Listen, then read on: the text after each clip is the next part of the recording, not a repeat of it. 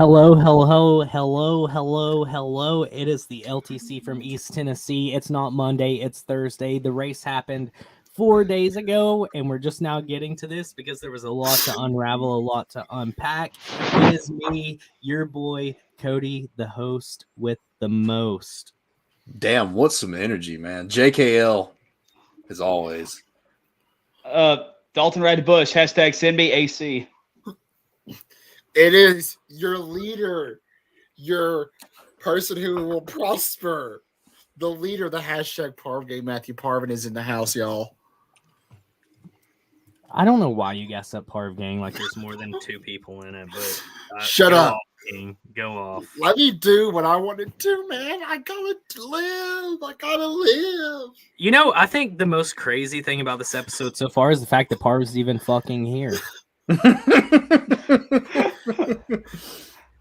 Dude can't show up to cookouts, can't show up to shows. Dude, I think this is the first time that Parv's been at the start of the episode literally since Daytona. He started off. Listen, Parv used to be like just the most like quiet, hated guy on the show. This season he comes in with some BDE. If you don't know what that means, it's big dick energy. And I mean, it works. everybody loves him. Everybody loved him, and then he just fucking disappeared. What happened to Parv? Parv, what happened to you, man? Do you even like NASCAR anymore? Well, he shaved his head, so that's one thing. Parv shaves his head 3 times a year. Like, I've already calculated this. I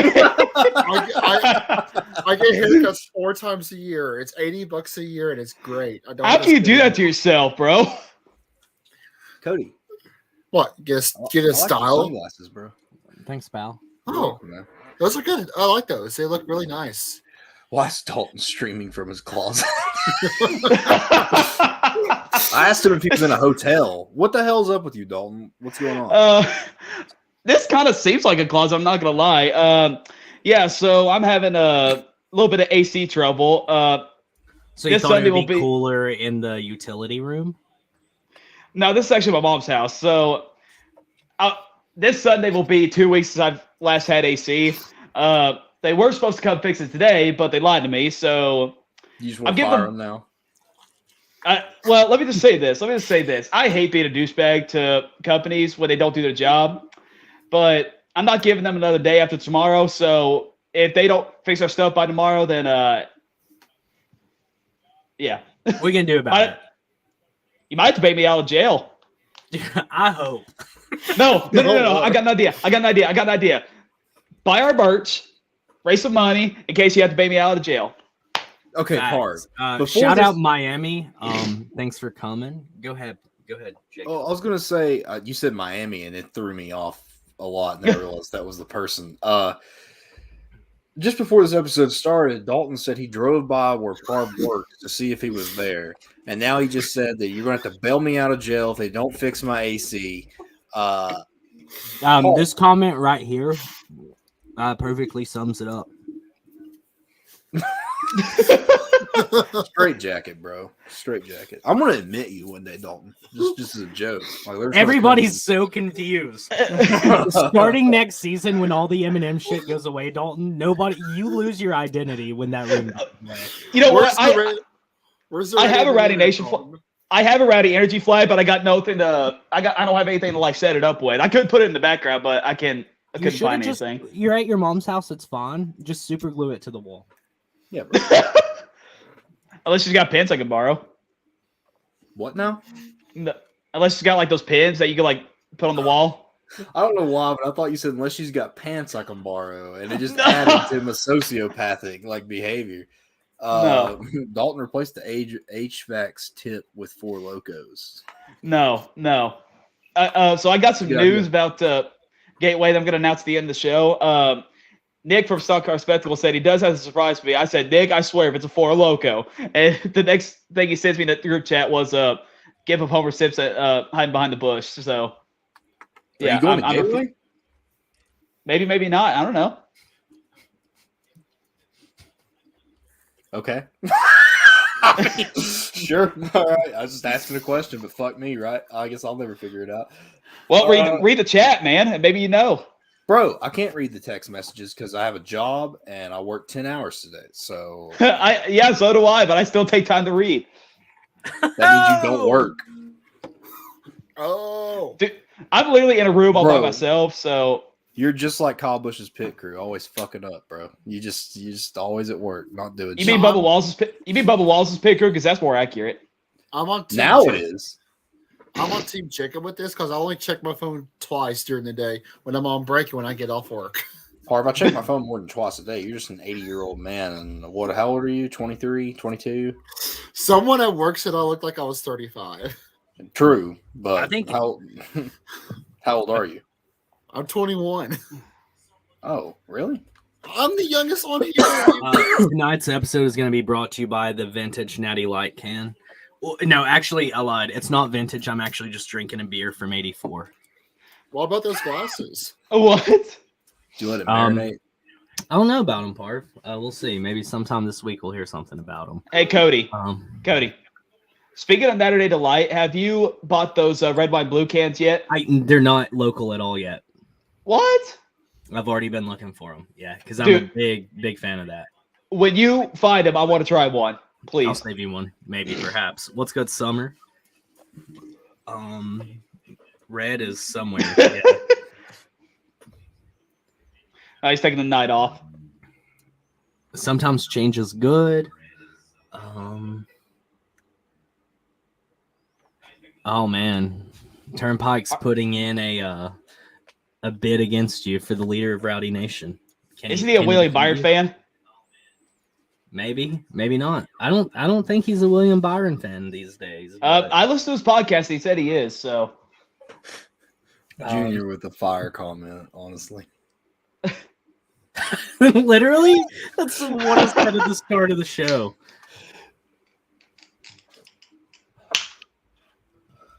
Well, boys, it's Thursday. We haven't had a Thursday episode. I cannot tell you the last time we had a Thursday episode. This used to be normal. I know this would have been our second episode of the week, but this year it is the first episode of the week. Yeah, man. I miss the Thursday not vibes because I feel like we got through like the serious part of our like race reactions, and then we could just like go talk off. about news. Yeah, just whatever. So I figured since it is Thursday, we have a whole lot to unpack, right? This weekend was absolutely incredible. Dude. I think all of us, I feel like Parv will agree to an extent, but for us three specifically, it was very nostalgic. Like I cannot express how much on Sunday night that I felt like a kid again. It was just nothing shy of just, dude, like I smiled the entire 5 hours, right at 6 hours of the whole race. Dude, how could you not? Right, it was beautiful. But since we are doing this on Thursday and we actually get to cover stuff, right? We always have to just give like recaps and like the after effects. We actually get to cover some stuff before it happens. So I think it goes without being said, the number one story and the number one topic for today. But before we do that, that's where we're from, dog. Of course, we're going to be at Bristol. Bristol is 20 minutes away from LTC HQ. We're all born and raised East Tennessee. The real question is Parv going? Parv doesn't have a choice, actually. I've already threatened Parv. So Parv is, because you underestimate my stubbornness. Jacob knows. I will show up in Murfreesboro, and Parv will not have a choice. No, Cody, I already live there, so if you want me to, I could commit That's another. fine. I could do another McDonald's massacre of '85 if I have to. And you know what? I'm not going to say this on camera for you to do that, but I'm saying you do what you have to do, brother. Why a massacre? Why not just Parv? You Because crazy that fucker. way that'll always be on Parv. That'll always be in his it'll back be of his mind. it'll get switched up though. And people are like, guys just started killing people because they put pickles on my Big Mac. That would actually be me or you, Cody, because they always. Guys, I'm sorry, but I saw an article about that McDonald's massacre, and I'm all about it now. I've been doing a lot of research. Did you ever look into Jonestown? The one. Yeah, no, I haven't yet. I need to though. Oh man, that's wild. Yeah, That's pretty crazy shit. Don't drink the Kool-Aid. You know what I'm saying? I know exactly what you're saying. So something crazy happened today. Dalton has gone full sociopath. Yeah, that's per usual. Chris Buescher is not racing this weekend. I mean, there's a couple of things to unpack in that statement alone. I mean, we're talking about a guy who is in contention for that 16th spot in points for the playoffs. We're talking about a guy who could stink out a win. I mean, any given week. We got Zane Smith filling in for him, which is exciting, but Chris Buescher is out because he has COVID. Wow, you go from barrel rolling in the infield to having COVID in 1 week. And Dalton, I appreciate your expert analysis and your takeaway there. I don't know if I could have worded that any better. I think that it's like, I mean, obviously COVID is not as rampant as it was this time 2 years ago. Ideally and hopefully we don't have any kind of like pause in action for many drivers. But it is important to note that COVID is pretty contagious and there was probably a lot of close contact with other drivers. So, I mean, hopefully this is an isolated event. Obviously, like, wish nothing but the best for Chris. Hope he, just sticks it out and, nothing more advanced than just minor symptoms occur. But do they still test drivers? I would say no, probably at this point. I'm starting to think he felt symptoms and went to go get tested. Yeah, and I'd say that's what it was. But I mean, it does like raise a little bit of concern of the fact that like those garages are full of a whole bunch of guys, right? So Where did Chris get it? Was it already like spreading through NASCAR and he's just the first guy to show symptoms? Because a lot of people are asymptomatic. It's been that way from the get-go. But hopefully this doesn't affect, our season in any way whatsoever. Dear God, my mental standing cannot ever like handle another pandemic. No. I don't know that I'll make it through this one like by choice. Like I will 100% just drive into a brick wall at full speed. I mean, we got monkeypox coming up, so I mean but that one like that's over sensationalized already. Yeah, nothing's gonna happen with that. Yeah. What's kind of crazy is right now, I mean, obviously, we'll get into it later, but the Coke 600 was one of the best races, if not the best races of the season. We're selling out tracks. Phoenix is sold out. Was Gateway sold out? Gateway sold out. Coca-Cola 600 was sold out. Cody and I have been talking and expected more races to sell out. So COVID, a driver getting COVID right now is like the worst news possible because NASCAR is definitely on the rise again. I can't tell you the last time that I heard multiple tracks selling out. Oh, it's awesome to see again. It's kind of like back to the old days. Right. That's like just the last week has been so nostalgic for me, like NASCAR wise. Just always exciting to see. But on the Chris Buescher topic, dude, I'm so excited for this episode because we actually get to like talk about just non-race related stuff. For the first half at least. Zane Smith, a proven winner in the Truck Series, is just making the leap, right? He is going he's going Cup racing. What do you think the thought process was for RFK in, reaching around trying to find a guy? Obviously, Roush and Front Row, they have their alliance, right? I mean, it's a given. But what do you think the thought process was? Because there's a whole lot of Ford drivers to choose from, and also something to think about. Why couldn't Riley Herbst jump up and run it, right? So why do you think that Roush went with Zane? Jacob, you go, and then just rotate through. All right, so here's the deal. Zane Smith is one of the most, I would say, expected people to be in the Final Four this year in the Truck Series. Had a great season so far. I think exactly what you just said. I don't think there was any more reasoning to it than this. Zane runs for Front Row. They have a alignment with RFK. I think that Brad probably looked, and Roush itself probably looked around and was like, okay, who do we got? And really, I know you just said this, so there's a lot of Ford drivers to choose from. Not really. Riley, yeah. I mean, maybe. But I mean, who else runs forward? Ryan Sieg, which has his own endeavors. And in the truck series, you got people from David Gillen Racing, Haley Deegan, people like that. I think that Zane was probably the only option, and I think it was a great option. It's gonna definitely test his talent. So is JJ running this weekend for anybody in the Cup? JJ Yaley. I don't know if he's running for anybody in the Cup or not. I'm naming all the forwards right now. So we got JJ, we got Joe Graff Jr., who deserves a fucking Cup ride. We got Kyle Sieg, we got David Starr, we got CJ McLaughlin, we got Tanner Gray. Of course, like you said, Haley. I think just to throw this idea out there, if Ryan Preece isn't running, why wouldn't Ryan Preece have been in that ride? And I know like the Stuart Haas deal, and I get that, but if he's not running anywhere else, what does it matter? I think it's just the divide between teams at that point. Yeah, they run the same manufacturer, but I don't think Riley's just going to step up and run a Roush car. But I kind of see what you're getting at. That Zane might be going to Roush at some point, and yeah, he could be.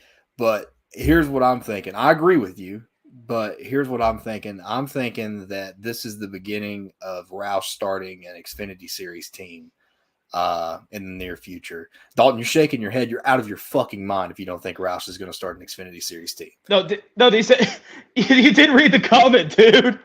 Oh. I just went blast on Dalton for shaking his head. Come on, you better agree with me after that. I wasn't reading the comment, man. Oh, come on, man. But yeah, I see what you're getting at. I do think Zane's going to be the pick, though. Dalton, you got anything to add? Can I be honest with you? I don't really have a comment on that. I mean, I don't really say it. Say you don't care. Say it. I just don't pay attention to like Zane Smith and the forward deals and how all that goes. I mean, I'm glad for him. I mean, I'm glad he's getting the opportunity, but I just don't really have an idea of how that process would work. Parv? No, you said you had Front Row and Roush have their thing, so I mean, it's kind of interesting to see just a truck guy just go straight from truck to Cup. So, kind of like with the thought process, like why not Xfinity to Cup? But I think it's cool to see that this is happening. Just a truck guy getting a Cup experience already. Yeah, and it kind of sucks, like the circumstances. Like you never want to see somebody miss a week, right? I mean, if they're missing a week. Unless it's like Kyle Busch's situation where Trevor Bayne was on standby and it was like, oh, well, he's about to have a kid. So obviously, like, that's a good reason why to miss a race weekend. But you can't think of many other reasons that a driver misses that's good, right? But I think it's cool. Zane Smith, obviously, the dude knows how to drive, right? Like, he's a proven winner. I've kind of been on the Zane Smith wagon all season. He's just good at what he does. I think seeing a truck guy go straight towards the Cup, I may be mistaken, but I don't know that Zane has any Xfinity starts. I could be wrong, but I don't think that he does. I don't think so. He does either. If he did, it would have had to have been like 2018 or 2019, back when I just wasn't as active as I am today. But I mean, what if he goes out there like? Does this put Chris in like a hot seat situation given Zane Smith out there runs top 5 all day? I think Zane's going to struggle. I do. And not because of his talent, but just because of this new car. Okay. Knowledge bomb here. So he did run for junior in 2019. Oh, okay. I'm not so sure. Like his success, like I said, that was the like period of my life where I was anti NASCAR because Carl Edwards wasn't there. I watched all like the crown jewels, still kept up with points, but as far as like being able to tell you the guy who finished 25th, I couldn't tell you a name. Thank you. let's see. But yeah, shout out Zane Smith. I could see him running top 15 all day. That 17 car has shown speed all season, and it really has. Apart from struggles, finishes might not show, but that car's ran well when it's on the track. I think it's hard to argue. I mean, he's got Gateway experience at least compared to all the other guys. And that is true. That's a really good point to bring up. Some of these guys maybe have never ran Gateway before. Bob Hoggers released a list of people who have it. He said it was mostly like one of those 25th to 36 drivers. I know. Has Larson ran? No, he hasn't. He hasn't. Yeah, Chase. I didn't think so. It was Larson, Chase Elliott, all the Rick Ware racing cars, Chris Buescher. Well, doesn't matter anymore, obviously. And misses out again.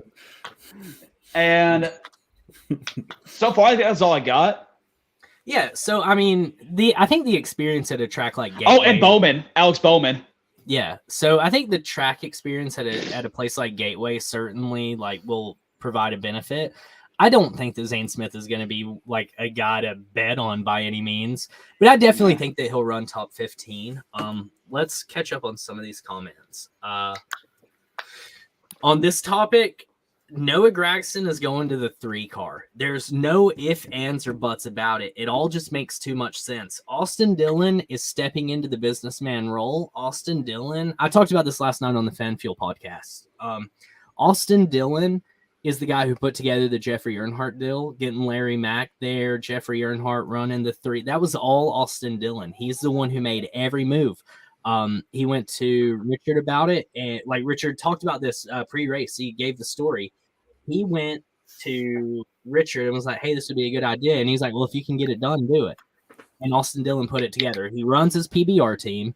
He has a reality show coming. I think Austin Dillon, I mean, he's had a hell of a season, arguably the best season of his career so far, minus he hasn't gotten a win yet, and he's had wins before. But as far as consistency goes, this has been a pretty good Austin Dillon season. He's got 3 top 5s, which those have been second and third place finishes. He would have won the Coke 600, which we'll get into that later. He would have won that race. That was his race. Thought he was going to. I'll go ahead and say it. Thought he was going to. Me too. But here's my thought process. Here's my outlook on it all. So, and the other news from earlier today kind of feeds into all of this. So we have Hendrick Motorsports going down to the Xfinity Series. Sure, Junior's already fielding that extra car for all the Hendrick guys throughout the season, but Hendrick is adding another one, right? Which is ironic. I think based on last week's Dell Jr. download with the discussion with Denny, I think Junior, once more charters open up and NASCAR creates an actual profitable business model for their owners, Junior's moving up to the Cup. He is interested in it, and you can tell. JRM is absolutely lights out this season. They have it figured out. They have the best team in the Xfinity Series every single week. As an organization, he's got it figured out. I think Junior has already expressed the fact that he's interested in moving up. I think Rick Hendricks sees that. Rick Hendricks wanting to start solidifying himself a team down in the Xfinity Series as a feeder. Obviously, he's got talent locked up through 2027 at this point, but anything can happen at any point. You always need a guy, standing on the back burner. Hendrick could turn out to be kind of like I hate to say it, but it's funny to use, like the pimp for the Xfinity Series. Like, Cup teams are buying his drivers from him. Makes a lot of sense. There's revenue. But I think the logical move is that Hendrick's going to the Xfinity Series, starting his team. Junior's moving up. Junior is telling Noah, stick around for a little bit and you'll have a ride. And I think that ride is going to be the 3 car. The sponsors just crossed right over. There is no new schemes for the 3 car, if you think about it, because Noah already has Black Rifle and Bass Pro Shops. So he flows right into that car. I think Austin Dillon gives us a year after this one. He'll hang it up, become the businessman, and start running RCR. Noah Gragson to the 3, book it today. Whew. So I don't think that will happen as much as I love the idea. I don't think Noah's going to move into the 3. I don't think Austin Dillon's going to retire. No. I think Austin Dillon's staying in that 3 car. Yeah, I would love to see Noah run that 3 car. It makes the most sense. I can't see Tyler Reddick leaving. Tyler's too. I mean, well, I say he's loyal. He dipped from JRM, but I think that shows. He I did. think that shows. Right, but I'd say that came with a lot more of Junior's blessing than we probably realize. Why would Junior have any animosity towards RCR? Oh, he doesn't have any animosity towards RCR. I just don't see it happening. I don't think Junior is going to bite the bullet on the team yet. You said you listened to the Dale Jr. and Denny talk. And I'm just asking this because maybe I just missed something. Did something give you the impression that Junior was like interested? Yeah, he's been interested. He's been interested. Yeah, and that's been like relatively common knowledge. He just said that everything's not there for him yet, and to paraphrase, he's waiting for the TV deal to come out, and he's waiting for NASCAR to create a business model to where owning a team is profitable. Oh, okay, all right. So like the purses being released today, where the purses were actually pretty decent for Gateway. Well, not only that, but Portland and Gateway. So Denny talked about the Clash in that download.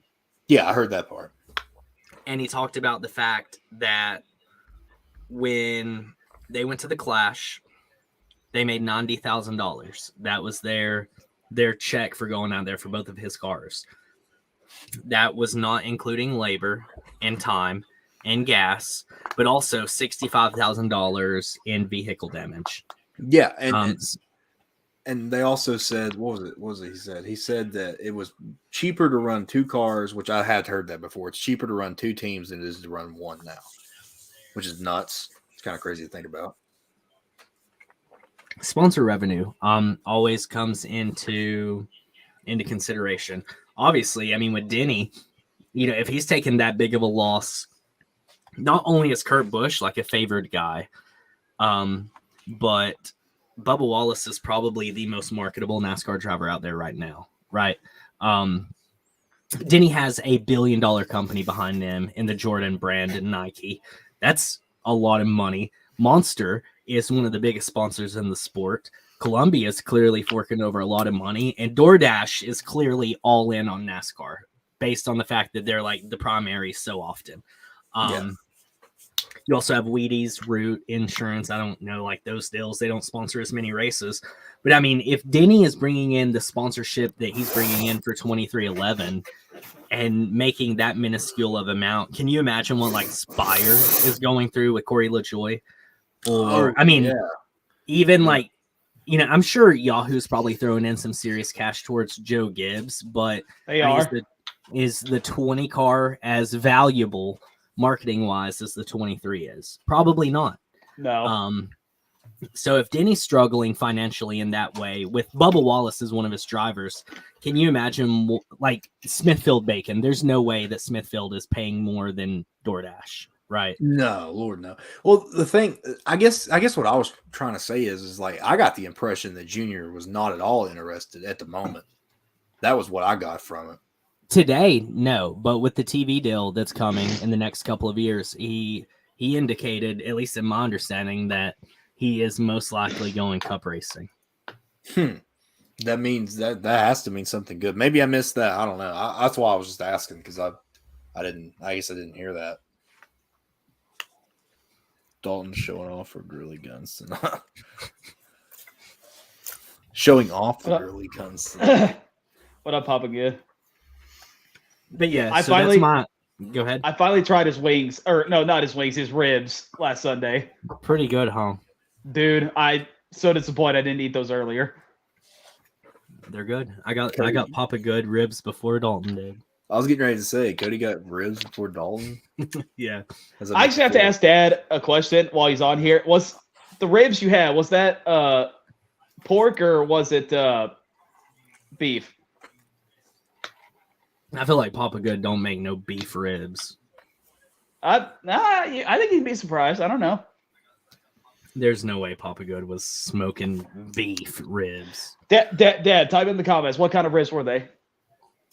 Heyo! I told you. Oh, okay. Yeah. Never mind. Oh yeah. Pork Papa ribs. Good is just way too cultured to smoke some beef.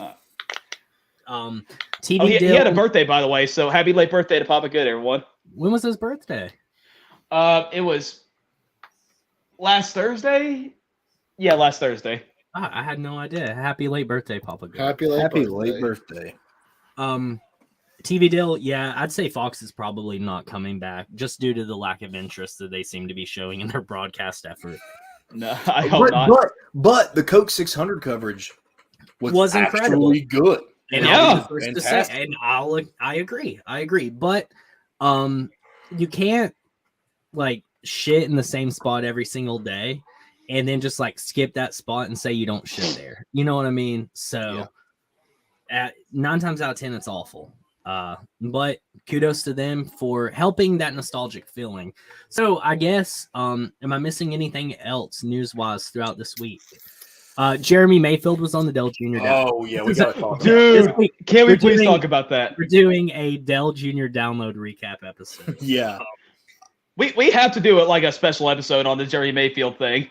Well, You want me to okay. be honest with you? I don't even care anymore. I don't want to do one.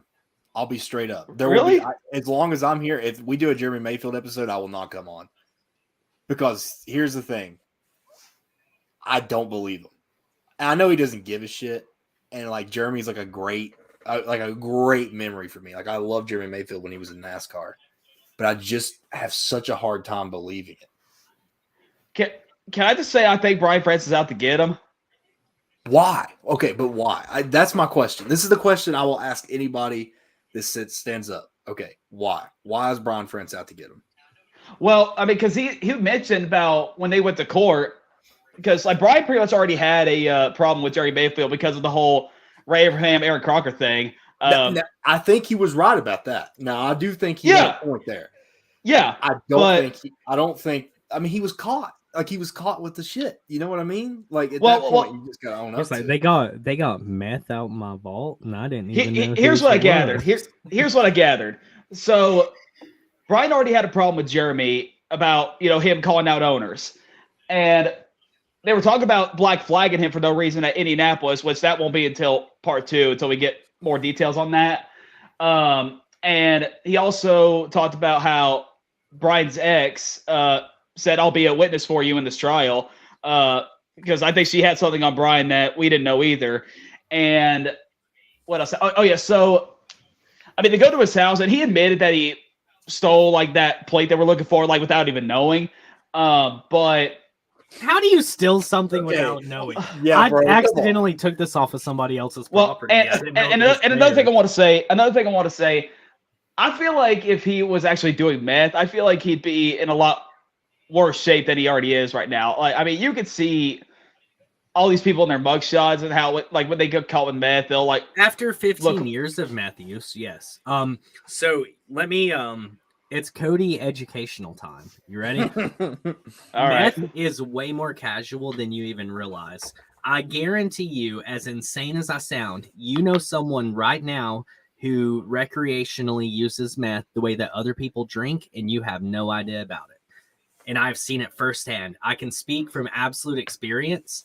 You have no idea that people are on meth until they are very bad off on it. I mean, I'm talking like habitual use, but people who casually and recreationally use meth, you have no idea. Also, Genuinely. too, they put the shit in other drugs now, like cocaine's laced with meth. I mean, it's kind of like the whole fentanyl craze, like a few months back. Meth is in a lot of shit. They put meth in there because it's so highly addictive. Gets you addicted to the shit. I do agree with you because, like, you know how when you like buy Claritin at the drugstore, Walmart, or whatever, and they have to see your ID. That's the reason why. I know that. Razor blades. If you go to buy razor blades at a grocery store, it's behind the counter. Has anybody ever wondered that? It's behind the counter. They keep them like a safe, like, you know how like at the electronic section at Walmart where they like lock stuff in. That's kind of the same thing with razor blades too. Yeah, it's crazy. People are smoking the razor blades. Dalton, do you have any more on that? I feel like it did, but then Cody had to educate me a little bit. But I mean, I'm just saying. I mean, with the way Brian is, it just seemed like to me after listening to part 1 that Brian France was more garbage than we all thought he was. It's just his ex-wife wanting to side with Jeremy is what's giving me a little bit of speculation. Why would she not want to side with somebody though? And I'm playing like devil's advocate here, right? I'm still neutral on the whole issue. I think the NASCAR failed Jeremy by not helping him get as much help as he probably needed. I'm a firm believer that Jeremy Mayfield definitely used meth. And sure, like you could say, what was Adderall? Blah, blah, blah, blah, blah. And maybe that was the case during the first mishap, but when he was arrested the second time on his property, they found meth on his property. I mean, don't get me wrong. The France family is rich, right? There's no argument or debating there. Yeah. But I don't think they were like, hey, this guy is stealing a bunch of stuff. Also, can you plant meth on him? I don't think that was the outcome in the least bit. Maybe it was Adderall the first time. The second time, though, it was definitely meth. Obviously, cops have been known in history to plant drugs on people. But I think that Jeremy Mayfield was using meth for fun. Everybody has their vice, right? Everybody in some form. Parv's addicted to his fucking phone right now. Everybody has their own vice. And Jeremy's just so happened to be meth. It is what it is. Where I am so desensitized to meth use, and we all should be based on where we're from, right? It is a common drug where we are from. Meth and opioids. That's it. Oh, it's yeah. nothing that's insane or special to us. We make meth jokes all the time because of how desensitized we are to it. It is normal. So Jeremy, so what? He was on fucking meth. Just admit it. Right? Oh, so real quick. One more thing I want to say before y'all move on. Like, just to recap it all. I mean, Brian France was literally furious when he got found, when they gave him his license back and they lifted his suspension. I just feel like that makes me think he wanted to go after him. I mean, I can't stand Brian France. I mean, he's done a lot of bad things for the sport, and him getting arrested for DUI and oxycodone possession really sent me over the hill. It's just, I'm just saying, you got to understand the kind of guy Brian France was. So I'm just going to leave it at that. That comment right there that Junior just posted up, Jeremy Mayfield and Tim Richmond have to be the two names to be fucked over by NASCAR. So Junior, if we're talking about the same thing, and you're talking about Tim getting released from NASCAR because of AIDS, terrible. It's terrible what happened to Tim. I hope that's what you're talking about. But I feel like that Tim did more to fuck himself over than NASCAR did to mess him over. That's just my personal opinion, because he did hide. Actually, we did a whole episode on it. Like, really, I agree with you. After doing the episodes, yeah. I think the same thing. My problem with the whole Jeremy fiasco, and I think Cody and I are going to agree on this, is that there's like a hill of evidence that's against him more than for him. It's right, just a hill. and it's just right, and it seems to be more so like a lack of accountability. And sure, I could be totally wrong, and I will gladly eat my words if it comes out at the end of the day, which it never will, that Jeremy Mayfield this whole time has been innocent. But I just don't. I mean, sure, he shit talked the owners, right? Why would NASCAR have, or specifically the France family, why would they have such a vendetta against one man to the point to where they ruin his entire life and derail his entire career, kill his public perception, all because he said something mean about them? Well, you remember when they were giving out secret fines, like Denny Hamlin in 2013? All he did was just call the Gen 6 a work in progress. I mean, he didn't say it sucked. He didn't criticize anybody. He just gave his opinion, and very next week he gets fined. So, and that was under the Brian France era. Okay, yeah, that's just. Did he get fined for saying that, or did he get fined for something else? No, he got fined for saying that. Okay, and Junior lost the championship because he said shit on live TV. Yeah. So I mean, sure, that happens, but they didn't plant meth on Dell Jr. They didn't put cocaine in Denny Hamlin's pocket. That's like a total next level. Right? Yeah. But yeah, do you think they're actually going to plant meth on Dale Jr.'s house? Like, come on. I mean, Jeremy Mayfield, to be fair, Jeremy Mayfield was going to be the next big name in NASCAR. There's no arguing that. Jeremy Mayfield could drive a damn car. I just think Jeremy was just, and I mean, it's okay. He was just a troubled guy. Yeah. And he took routes that maybe I wouldn't take or you wouldn't take. But I think that the reason why Jeremy took all of these routes is because there's just a clear lack of accountability on Jeremy's behalf.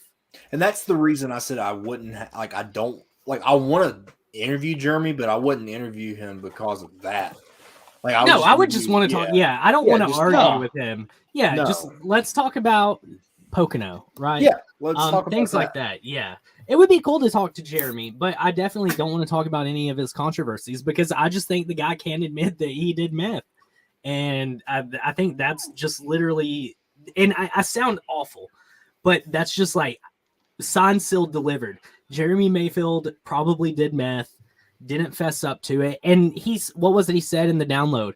NASCAR said that I would be able to come back if I paid legal fees, and admitted to it and made like a public statement that I did meth. And I mean, like, his perception's already shit on. He'd probably be a lot more likable and defendable if he was, I'm an addict, I had a problem, here I am today, right? You're going to get embraced a whole lot more than just denying it. Well, Cody, what about this before we move on? I thought I saw a report a long time ago. I can't remember where this was from. I thought a doctor said that if he would have taken the amount of meth that he claimed to have taken, he would have been dead.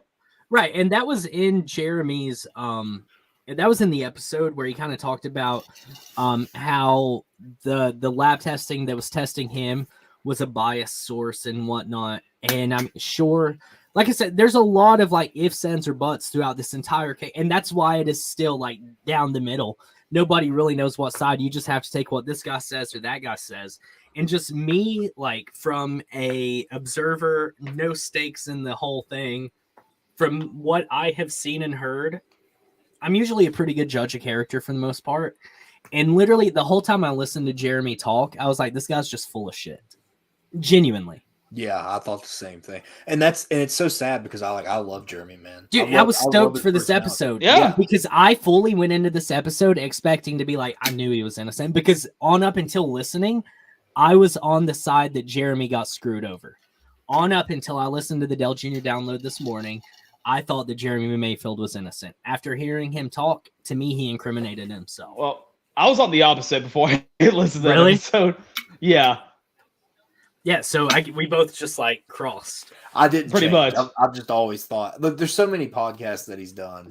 He has a whole documentary out, by the way. It's called J2. If you guys want to go watch that, I watched J2. I don't know, a couple of years ago, and watched it. And at the end of it, I was like, "So, where's the proof that you didn't do it?" Right. In his position, I mean, if we're going like through a formal debate, he's the guy with the burden of proof, right? He's got to prove his innocence. And that was the first time, like your reaction, I expected to watch that documentary and come out with like, "Oh, NASCAR fucked this guy over." Yeah. But when I come out, I was like, I don't think NASCAR fucked this guy over. I mean, it's like I said, it's okay. It's fine. Yeah. Everybody has their vice. For me, I like alcohol, and I can go way too far into alcohol. I can admit that. Dalton is bad on Rowdy. Parv is bad on Pornhub. Jacob, you're bad for Ford. We all have our vices, but when it boils down to it, we can all admit it, right? Like, we all have problems, and it's fun. I'm bad on pizza too. Dude, you can tell by my belly that I'm bad on pizza. Parv's face is so fucking like in awe. What the fuck? I would love a redo myself. You give Dalton Rowdy, you give Jacob Ford, and you give me a porn side. Yeah, that's fine. Hey, what's up, Mama Cody? Hey, Debbie. Hey. Do you think Junior is pissed, like, knowing that he lost the championship because he said shit? And Dude, now he is. And he is. I would still be bitter. He's like, you pull up interviews with drivers now, and they're like, "You fucking hack," and they're just saying it on TV. Well, do you remember when Noah Gragson dropped the F-bomb after Texas during the Xfinity race, and he never got fined or not points, and Junior tweeted about how mad he was that he didn't get punished for that either? What blows my mind is that out of anybody out there every single week, you find Junior for what he says, right? Like, the surefire way to just piss off your fan base. Dalton, this is for you. That's a BFT on crack right there. I'll throw the B. Hold on, wait a minute. Yeah, I can't do it because I'm on my phone, so you're gonna have to do it for me. Take that has ever been said on this fucking podcast. As a Appreciate you doing that. Busch guy, as a non-Kyle Busch guy, but a avid energy drinker, Rowdy's a pretty solid energy drink, bro. What's your favorite flavor? What the kiwi one? Really? Yeah. What Wait, is it? kiwi? Is it raspberry kiwi or raspberry lime? Is that what it is? No, there's a blue raspberry. There's just a plain lime. The lime. I have not tried lime yet. Yeah, that one. Cherry limeade and blue raspberry are my two favorites right now. Okay, and the more so I drink it's the blue... cherry limeade. That's the one I was talking about then. Oh, cherry. Okay, yeah. Yeah. But the blue raspberry, every time I drink that, it just gets better and better and better. My favorite flavor is One Time Champ. I really like that one. Come out in 2019, in case anybody was wondering. You're lucky I'm at my mom's house right now. Huh? Dude, I hope I do, but I just don't think I'm going to get that lucky. There's no way that there is another Kyle Busch fan on this planet bigger than you are. And that's just fact of the matter. I know. I'll tell you what, Dalton. If you don't win that, I will hate tweet at them every single day from my at M&M's? Yeah. I give you full permission. Yeah. I feel like they got it every single day. Yeah. I'll start a fucking trend of just like do it for Dalton. Dude, because people like this comment is true, Dalton. Well, to be fair, my camera kind of sucks, so but yeah. I guess that's one good thing about my from now on, so bring up the stream on your screen, but then just set your phone down because this is a lot better. Is my mic better than this, or actually, this mic that you're using right now is 10 times better than the one you normally use. Oh, really? Okay. Yeah. Your quality is a 10 right now, where it's normally like a 6.8. I guess that's one good thing about my AC not working. So, firmly just disagree with this. Well, Turnpike told me he's the king of BFTs, or bad opinions. So, yeah, I'm never trust Turnpike. He's worse than Colton. No, Colton's all right, but dude, Colton is incredible. We need to get Colton on the show. We're gonna. I can try to tell you. Well, no, I know, but his work schedule just does not work with our start time. That's true. We would have to go live at like 6 p.m. for Colton to be able to stick around. I mean, it's summertime. We should be able to. But yeah, send on the Pocono. What? Jobs don't stop in the summer. There's no summer break from work. What job do you have, Dalton? No wonder you can text in the group chat during the day. But yeah, let's start a hashtag. Send Dalton the Pocono. Dude, I'll do it. You know what? No. Can we please just enjoy a summer? Dude, it's bad here. It's June. Yeah, it's been really hot here as well. This is like August heat right here in June. I don't think Parv's going to survive at the Tux in Nashville. And with 1,000,000% dying. Yeah, there's just no debate about it. If Nashville does not let people take in coolers this year, Parv, you have full permission to sue. Jacob, I do have bad news. They're not. Is it confirmed? I saw something about it. Okay, so here's the weird thing. You can bring outside sodas and waters, but you can't bring a cooler in. Bro. I have a dumb question. How do you spell Pocono? And I can't Does confirm. Anybody know? I can't confirm from Dakota. He actually emailed the guy. What is it? Oh, thank you. I thought that was right, but I wasn't sure. M&M's. Pocono. M&M's, you up, baby? What the shit is this? Have fun at Nashville for the Suck Fest. So they're not letting people bring in coolers again? No. That was confirmed like a week and a half ago. I saw I thought it was a rumor. They're actually going to do that again? Dakota and Ian both actually emailed the guys, and they told them the same answer. Which is insane because it's SMI, and SMI lets us take them in everywhere else. Yeah, and you expect, like, with the new management that they would let us. Listen, this is a message for Marcus Smith. Left turn Colt Cody here. Dude, beer is expensive, and inflation is eating at our pockets. I'm having to drink Natty Light, brother. You're a multi-millionaire. Just let us bring in coolers, okay? Okay. Do you think it's something to do with the bars in Nashville? They want people to go to the bars after the race? Because I mean, obviously, that's something that I would think about. It's got to be something with that. I don't think so. So I'm going to read an official statement. All right. Our Can't wait to loyal be viewer, my homeboy sent it in. So I have not been. I'm not going to give anybody's name or anything, but I've not been here long. But I know our cooler policy is not our most popular one. Coolers and alcoholic beverages are still not allowed in this year. However, you are able to bring in outside waters and other non-alcoholic drinks. Yeah. We are also adding complimentary water refill stations throughout this year to help cut down on lines at concessions and allow you to save some money from purchasing additional waters. You can always exit and re-enter if you need to go to your car to grab any drinks from your cooler. I do apologize for your less than ideal experience and hope you will consider joining us again to see all of the improvements we have made from year 1 to year 2. Thanks. Okay, hold up. Just miss the fucking race. Walk out to your car and bring in some beer. Yeah, bro, that is insane, man. Okay, let me ask this. If I walk up to Nashville coming up here this year and I just have my arms completely full of bottled water and I've just Exactly. Can they stop me? Like, are they going to be able to stop me? Because that's not in their rules. Because you're allowed to bring in your own water or non-alcoholic beverages. So you could bring some Coke Zeros in with you too. Yeah, that's my point is. That's my point. So why can't you bring in outside drinks, but you can't bring your cooler in to carry everything? Parv, your tux is going to have pockets confirmed, and we're just going to stuff your. First off, what frustrates me the most though is that they say we are going to have complimentary water refiller stations so you don't have to wait in long lines. Why don't they just say we're going to have these because last year we ran out of fucking water by stage 2? Why can't we just be truthful about it? That place ran out of bottled water before the second stage. Yeah, they were out of beer too before the second stage. It's almost like if you stop people from bringing in their own drinks, sure, people are going to buy a shit ton, but they're not going to buy that happily. I'm going to be livid that I have to buy a water so I don't die.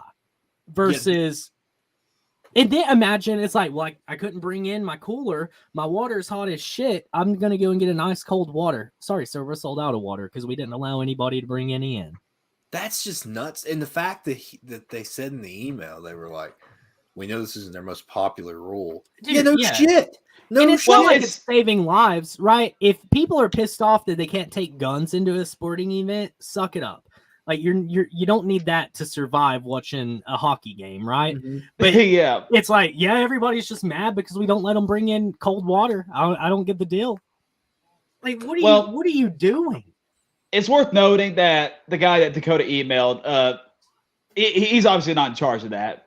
I'm sure he agrees with us. Oh, but fair. Yeah, but at the that's same a terrible. Yeah, I'd like to know, like, that statement is poorly written.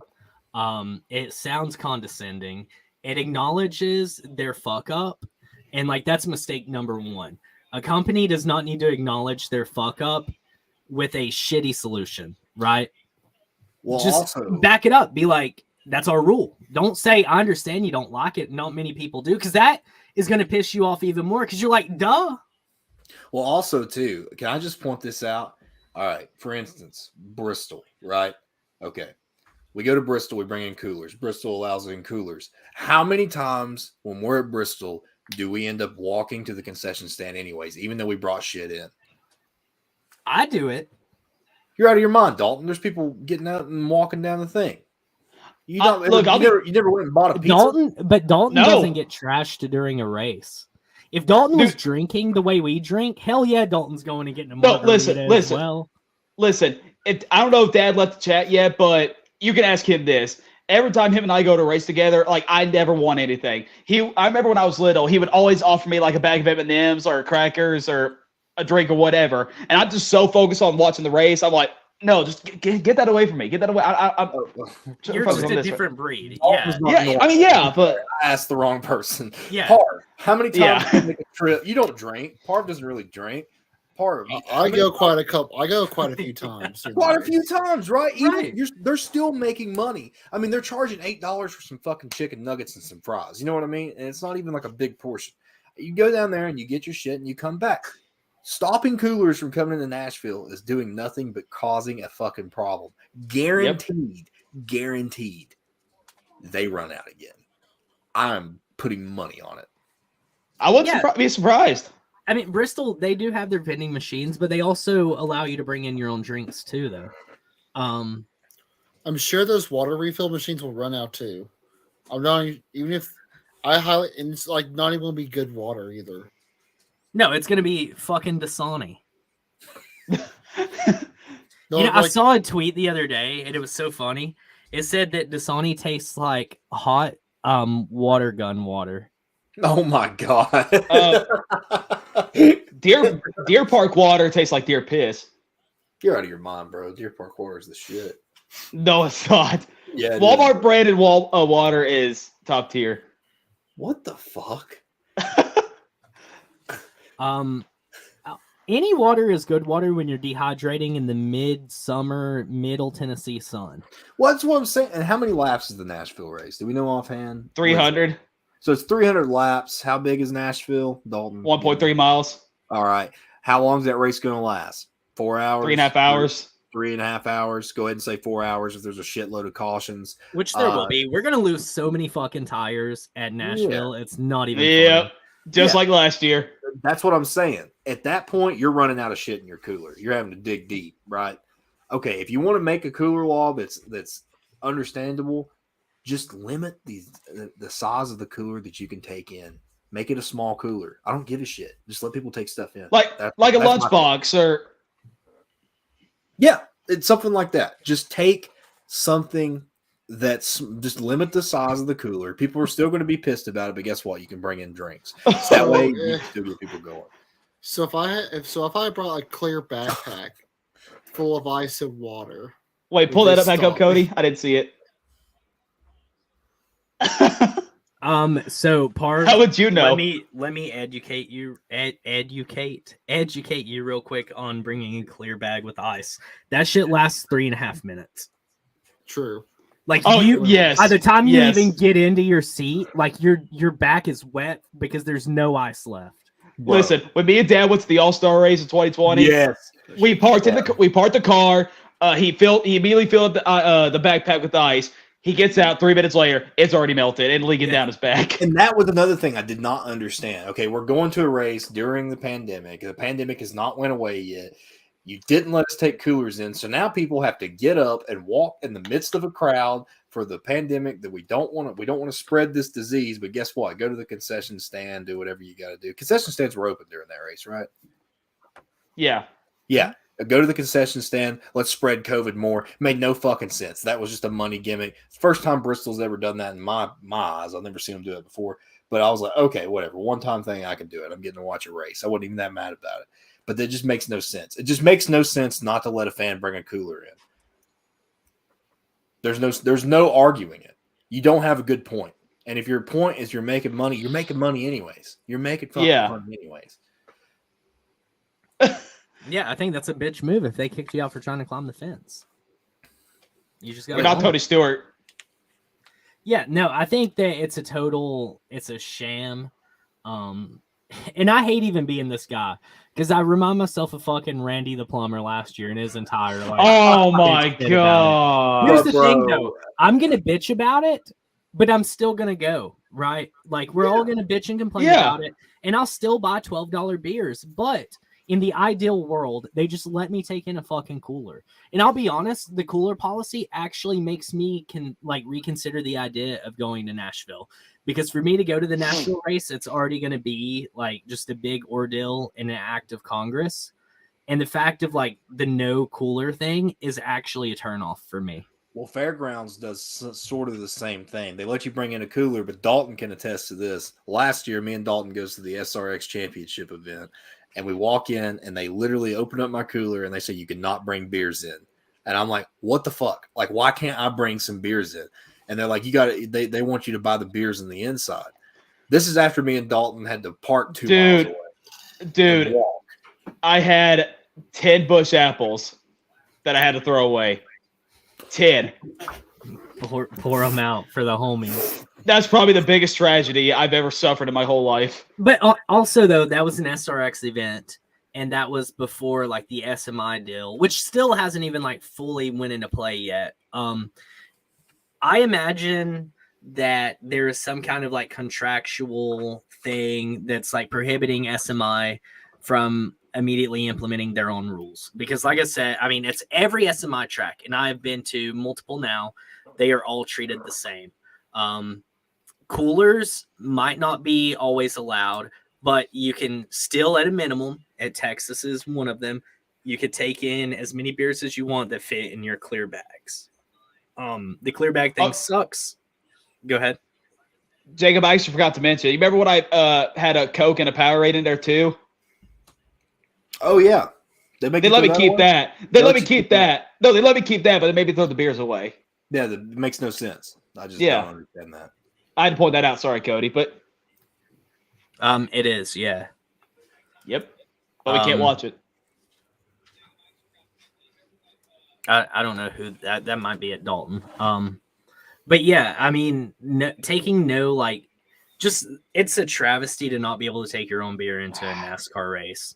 And that is one of the things that always set NASCAR apart, was that in itself. Dalton, his phone is going dead. Yep. I knew it. I could tell by the look of concern. And I got nothing to plug it in. Can someone help me? But that is like one of the travesties of the modern times. Beer is a higher profit margin for sure.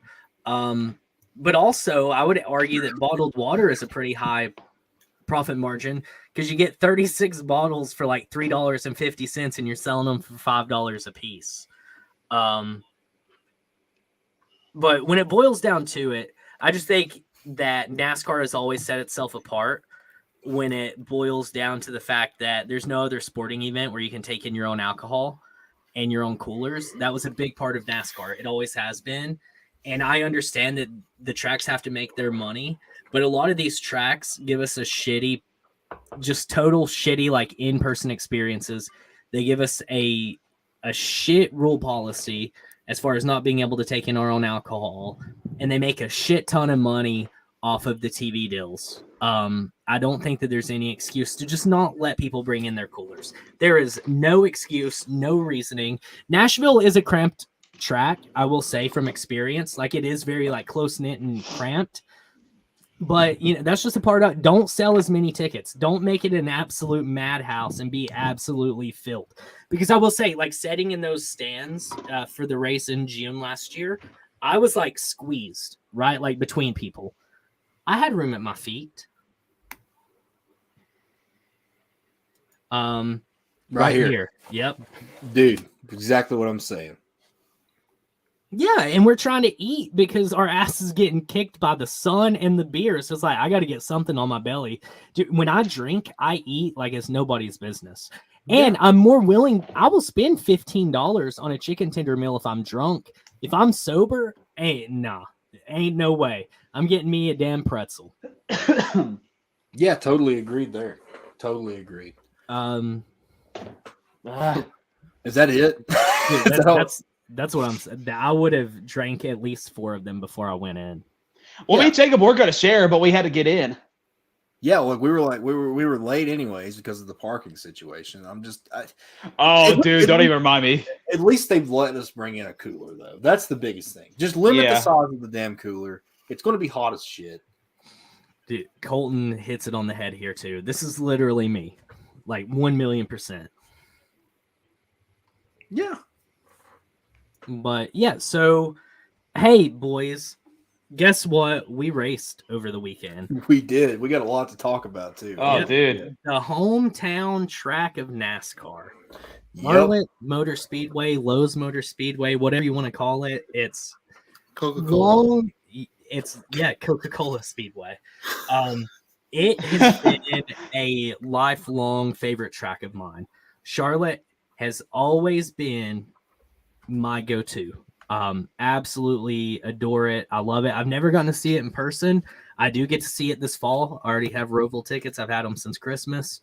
So obviously I finally get to see it in its glory, but my whole life I've always wanted to go to a Charlotte race. So I finally get to do that.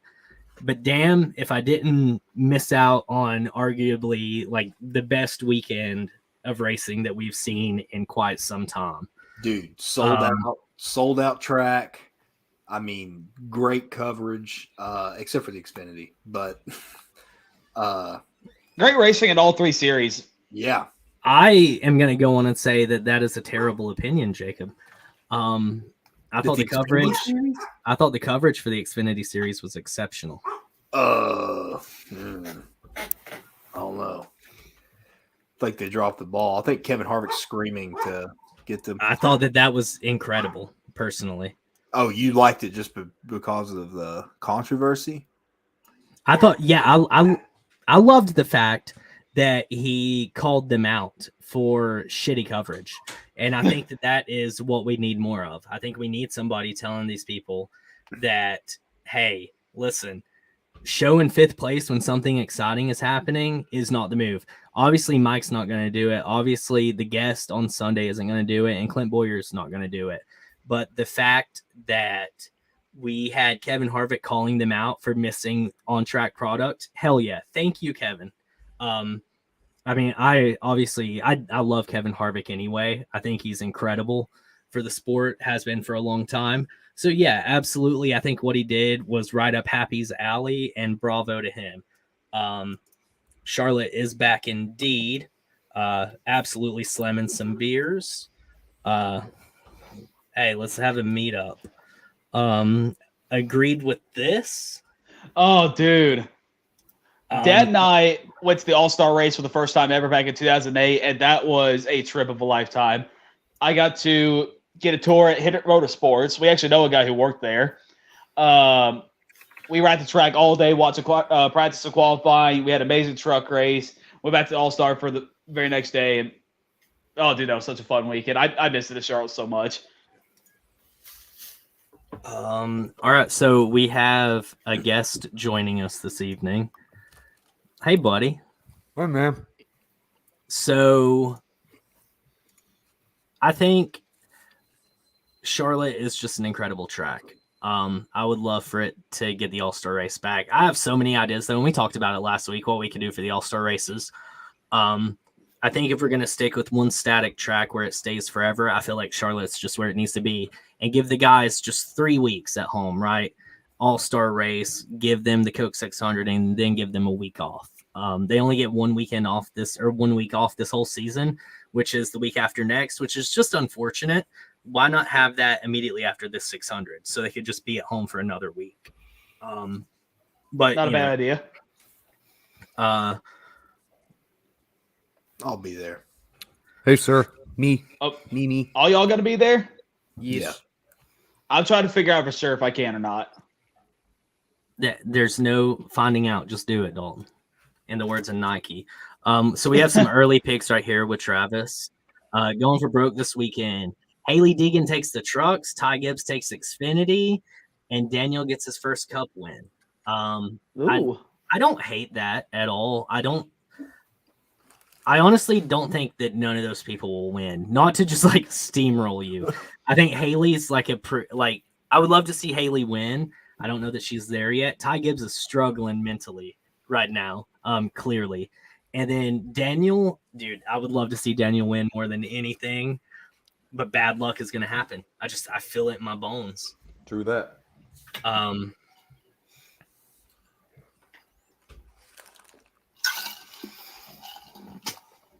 I would love to have a Coke night race at Charlotte.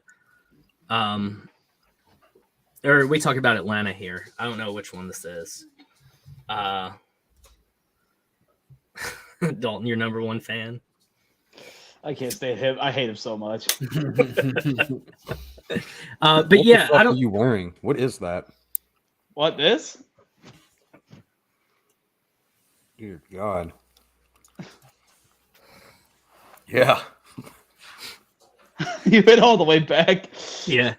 So yeah, we went truck racing first. So who watched the truck series race?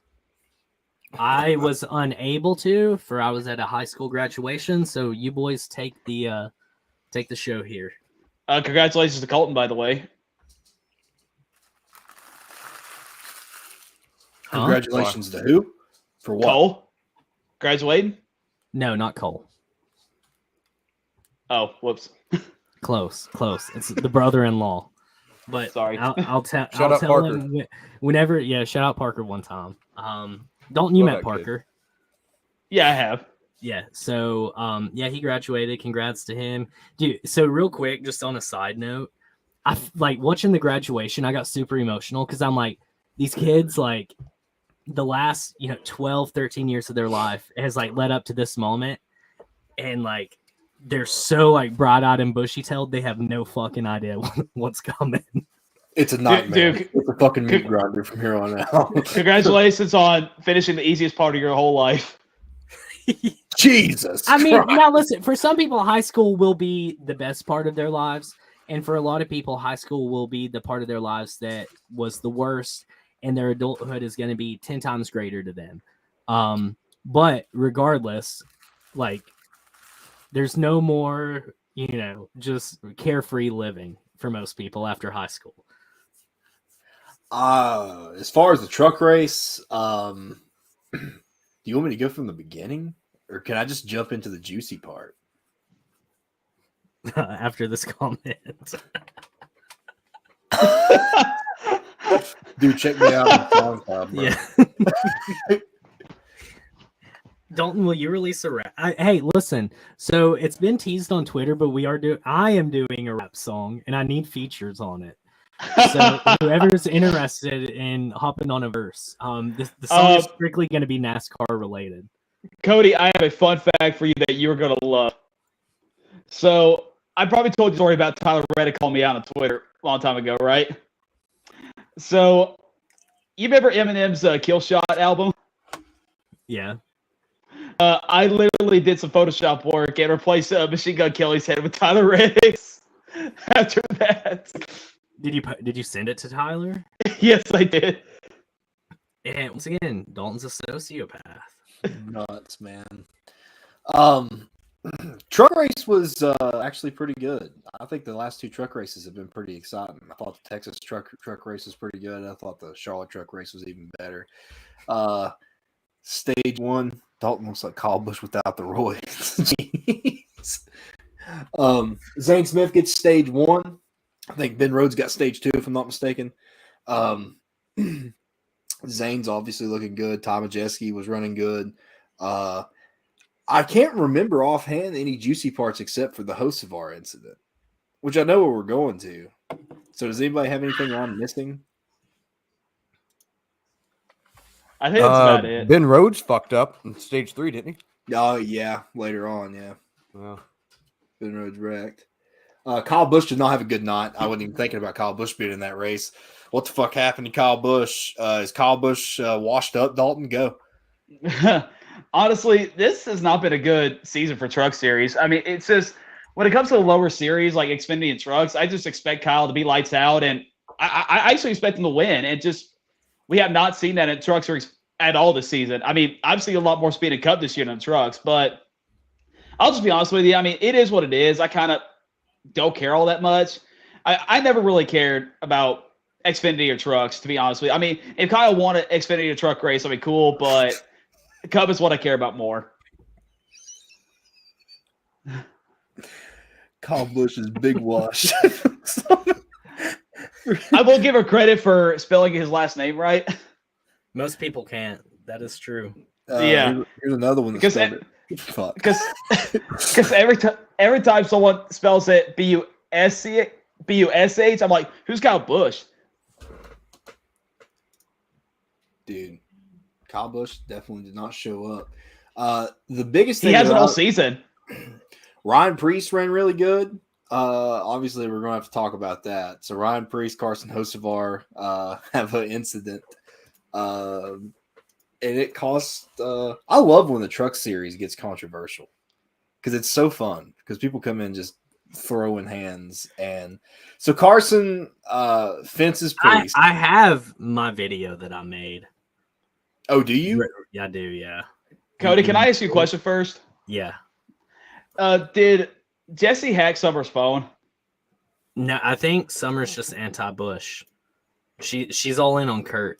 So Well, I've said she's anti-Bush for wearing the sponsors and all, but oh well. Here we go. Focus on that final restart, or that restart him and I drove side by side. All you kids watching right now, wanting to get to this level, don't do that. Race with respect. Don't wreck the guy on the outside of you trying to win your first race. It doesn't get you anywhere. Well, he cost us a championship. He's not even racing anybody. Was holding us down, and the 9 would have never got to us for that. So you're going to race people like that in this sport, you're not going to make it very far. You got to have respect. If there's a person you don't want to cost a championship to, it's Elliott Sadler. But, I'm just trying to do team orders here. I was racing for an owner championship. Yeah, we weren't racing for the win right there, but we were still racing the 9, so...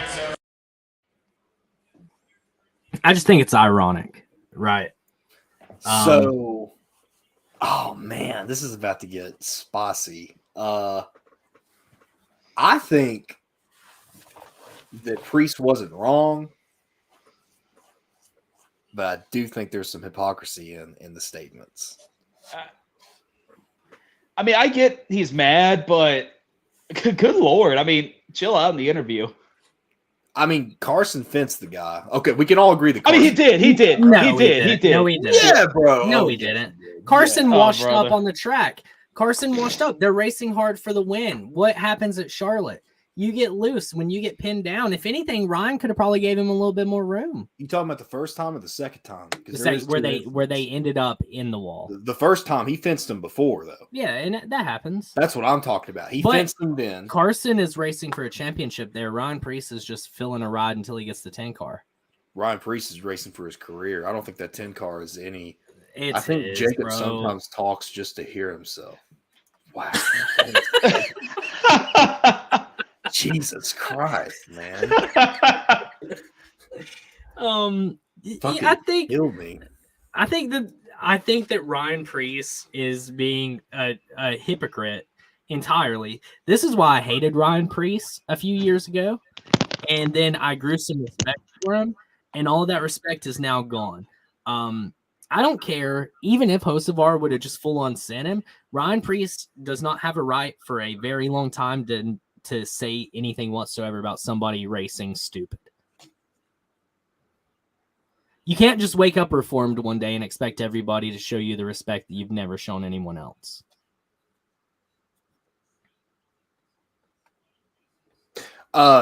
We talked about this the other day on the phone, specifically me and you, Cody. You said Ryan Priest. I want you to say this on the show is why I'm bringing this up, but you said the Ryan Priest rubbed you the wrong way. Can you explain when and what team he was racing for? When he did that? Yeah. Well, I mean, so clearly you could see with the Elliott Sadler thing that Ryan Priest held him up and costed Elliott Sadler the championship, let Willie B catch up and pass him. So there's one with Joe Gibbs. Then also his stint at JTG. In 2020, I would say that 70% of our cautions the entire 2020 season somehow, some way involved Ryan Priest in the 37 car. I never saw really, and maybe I'm just not remembering, I never saw really anything too wrong with the Elliott Sadler ordeal. What do you mean? As far as him racing him hard. Yeah, I mean, you're in third place. It's not even for the win itself. I feel like it's an unspoken rule that you let the champions battle it out when you have no horses in the race. If it was for the lead and for first place, sure, by all means, fight for the win. But racing for third place, you move and you let the leaders go. You let the champions race it out. You don't try to sandbag anybody. See, I'd say let them race, man. I think that's what is interesting. And there's not many drivers, now that you bring that up, that I could think about that has raced a championship for hard, like a championship for contender hard. They usually do let them go. Yeah. Ryan Priest is definitely one of them. But are you on Hocevar's side? Is everybody else on Hocevar's side? Carson's racing for a championship down there. I mean, he's hungry for a win. He has been nipping away at a win for so long and keeps running into bad luck. And sure, did he overdrive and was maybe too aggressive? Yeah, I don't think anybody's arguing that aspect. I think what people are arguing is Ryan being a total hypocrite. Just nothing but a crotch shot right now from Dalton. What's he going doing? on at his house? Why is there a hand? Whose I don't know. hand is that? Dalton's out until he gets everything situated. Yo, who the fuck was that? They reached over and turned his phone off real damn quick too. Shit, Dalton's got some biddies over. He's like, that's my mom. Who was that? Who's reaching? You're muted. You're dumb muted, fuck. pal. You're muted. That was Mama Good right there. No, not Mama Good anymore. Oh yeah, Mama Hathaway. Excuse me. Did you see that? Hey, you can come over if you want to say hi. Just so everybody can meet you. Where am I? Oh. I don't know if anybody can hear you, but Damn, that's your mom, bro.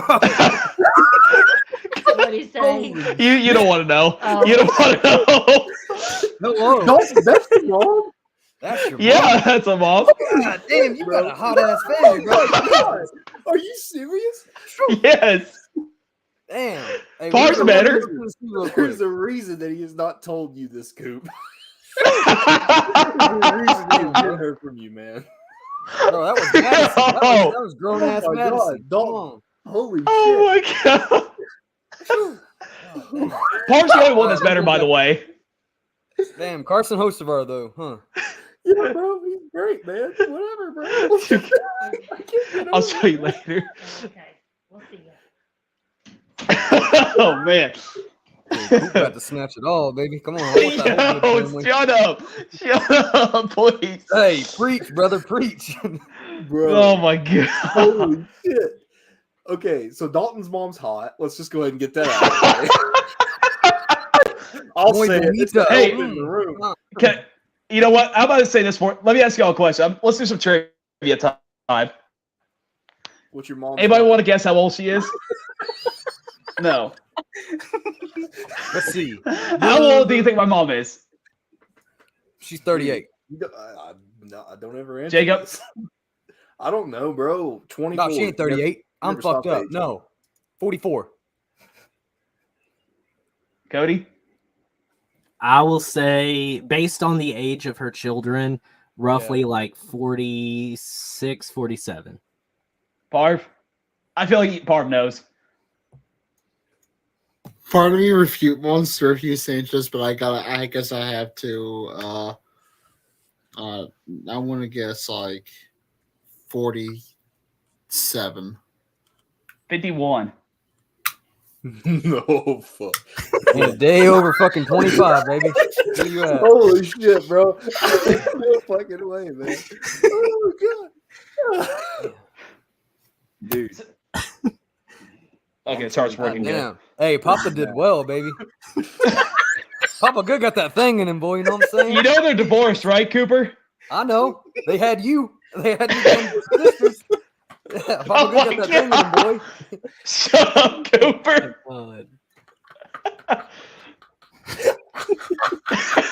Yeah, Papa Good got that thing in him, boy. Oh my I don't even god. give a fuck about the I wish. truck I anymore. hope he's still in the chat. I hope genuinely so, hope too. he's. You know still he here ain't saying watching. shit. He's probably out there just grilling up and smoking some meat So or something. I found our clip of the week. So the Xfinity Oh, man. series. I stopped real quick. I said, "That's your mom." Fuck. Yeah, Xfinity series. We went racing there, but hey, we haven't even talked about the winner of the race yet. No. Oh, yeah. Melon Man. Dude, I'm so off track now. I'm just blinded by Dalton's mom, bro. Oh my god. Um, I have to go back and see what was said while I was trying to set everything up. yeah, Ross Chastain won. Oh, man. Good for him. I don't think anybody's mad about another melon smash. Obviously, I'm not mad about it. Every single week, I'll fall more and more and more in love with them. And you know, I did notice one thing during qualifying. Dude, Ross is starting to look rich. And what I mean by that, this motherfucker's skin was glowing before qualifying. I was like, holy shit, Ross looks incredible. And you could tell that all those winnings, like he's starting to like invest in some skincare routines or something. That motherfucker's skin is flawless.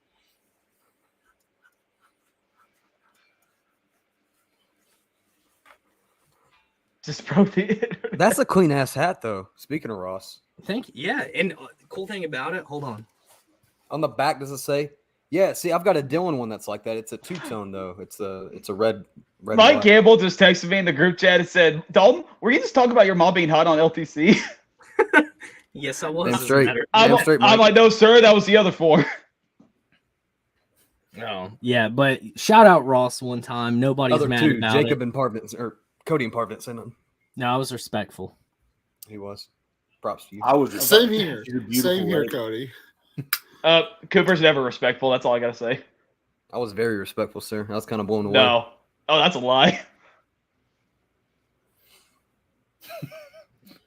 Coop could have said a lot worse, I will say. Yeah, I was kind I'm glad he didn't. I'm glad he didn't. See you. So the Xfinity series.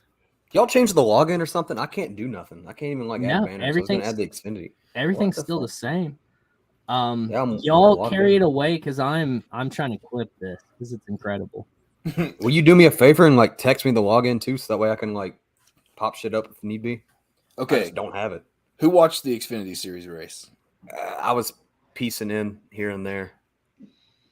Dalton, you watched the watched. Xfinity Series race? I did.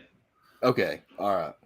So Xfinity Series race, boys. Obviously, we had the Kevin Harvick. We talked about that earlier. He yelled at people for coverage. That was funny. It was Good for him. hilarious. Yeah, it was really funny. As far as the race and all, what'd you think, Dalton? I'm sorry, can you repeat that? I was coughing. What'd you think about the race? Well, I really hate Allgaier smacked the wall because I was hoping for a good finish between him and Josh Berry. Yeah, man. Allgaier and Barry were duking it out. It was a good race overall, but I just wish Allgaier would have been a little bit more patient and waited until the end. But I mean, it is what it is. But I mean, like I said, I thought all three series were really great this past weekend. What did Yeah, I Noah blow? What did they say he blew? He was down a cylinder, but he still went on to finish fourth. Yeah, bad We got- motherfucker. We got to talk about that. Obviously, him and old Jeb Jeb had Burton. some words. Yeah. Jeb said, I will wreck the dog fuck out of you next time. And that might be the funniest sentence I've ever heard in my life. So I is will the say dog this. fuck? After what Jeb Burton did to that coyote on Instagram, I probably wouldn't want to mess. I probably wouldn't want to mess with him. Jeb's a good old boy, man. Jeb will fuck you up. Oh yeah, dude. It wouldn't Inside surprise and me. outside the track, man. Yeah, there was some harsh words. I think Noah Lewis asked Noah if he had any words on it. He said, "No, I focused on drivers who win races." And he just Yeah, walked that's- off. And I was that's what like, he said. Jesus. What a burn that was. Like Yeah. that, what a one-liner to just end anybody's existence. Real quick to comment, the wreck the dog fuck out of somebody, incredible. Do you expect anything else out of Ward Burton's son? No. Like, just No. this has been, once again, any drama is great for the sport. I love both drivers. Obviously, I'm a little bit more biased towards Noah. I think Jeb was a little out of pocket with what he said as far as he outperformed Noah in JRM equipment. Jeb was just being an absolute douchebag on Twitter. Like he just kept going on and on and on and on and on and on. Yeah, And calling out fans too. Like as, yeah. I mean, I think calling fans dumb is probably not the move. as a driver, no, it's absolutely not. I do got something to point out. Last week we talked about a specific driver who drives his number 2 car in the Xfinity Series and was like, what the hell happened to Sheldon?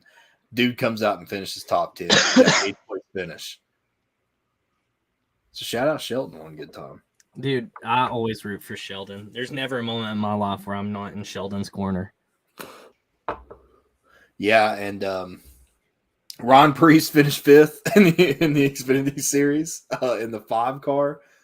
I'm laughing right now because on the font for the 5 car, it's a Hendrick font, but it says Ford, and it's like the most cursed image I've ever seen in my life. Ty Gibbs showed up second. I think that Ty is in a bad mental space right now. Talked about it last night once again on Fan Fuel. It's like his cage got rattled a little bit after the Sam Mayer incident. I always say Meyer. That's how much I don't care about his name, to be honest with you. Bro, 3rd place is all I'm saying. Yeah. Cool. Top 3. Good on him. Y'all hate on Sam, bro. Trevor No, Bain, Tennessee boy, top 10, got a nice place finished. Will Trevor Bain get a win? Screwed himself though. He did screw. Will Trevor? Yeah, probably. If he races a super speedway. I wouldn't say super speedway. No, he definitely can. He needs to quit shooting himself in the foot. Super speedway's a lockdown. That's Austin Hill. Austin Hill wins every other super speedway the rest of the year. Mott Snyder finished 10th is a name I'm looking at right now. Hey, he's got that cool applesauce car coming out this weekend too. Yeah. So, something that I wasn't, we talked about this a lot on the show. Colleague's not really been as, I don't even know how to word this. They're still good, but they've not been like the force of nature that they were last year. Last year it was Colleague, like Colleague was the team, but Daniel Hemrick finished 6th. Yeah. I think a lot of colleagues' mishaps so far is just due to cross funding. Obviously, they're putting a little bit more into their cup program.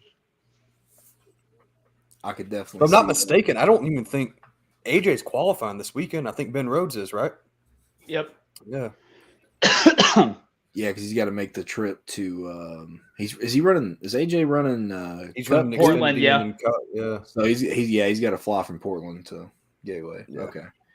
And obviously, Josh Berry won the race. Tennessee boy. I don't think anybody in here is ever mad when Josh Berry does well because Josh Berry is a white knuckle wheelman himself. It's good to see him getting back into shape. I think a lot of people probably counted him out. I know I did. I think he's putting himself in position to be a true championship contender. Honestly, I think it's possible that we have a JRM Final Four. I know Ty Gibbs is going to be there to, crash the ball. But if he stays running the way he is right now and, you could tell that Ty is in his head too much. But when it all boils down to it, JRM has 4 fast cars out there every single week. If I'm not mistaken, I think AJ's still in the points lead, right? In the Xfinity Series. I think so, yeah. It's possible, but as those playoff points stack up, it's going to be harder and harder and harder for him to stay in. Yeah. Yeah, Dinger's still in the lead. Gragson's behind him. He is minus 33 points to Dinger at the moment. Yeah, Who else we got? Who else is there? Like, who's the top 5? Who's the other 3? Gragson Gibbs is 40 points behind Gragson. Allgaier's 4th. 5th is Josh Berry. 6th is Sam Mayer. 7th, Brandon Jones. 8th, Austin Hill. 9th, Riley Herbst. 10th, Daniel Hemrick. 11th, Landon Castle. Ron Sieg's 12th. Anthony Alfredo is 13th. 14th is Jeb Burton. Pasta might get him a win this year. You never know. Pasta's looking good. Yeah, I think that whole team is running pretty well overall.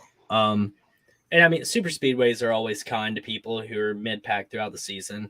But I know for sure we're definitely going to have Noah Gragson, definitely Justin Allgaier in the Final Four.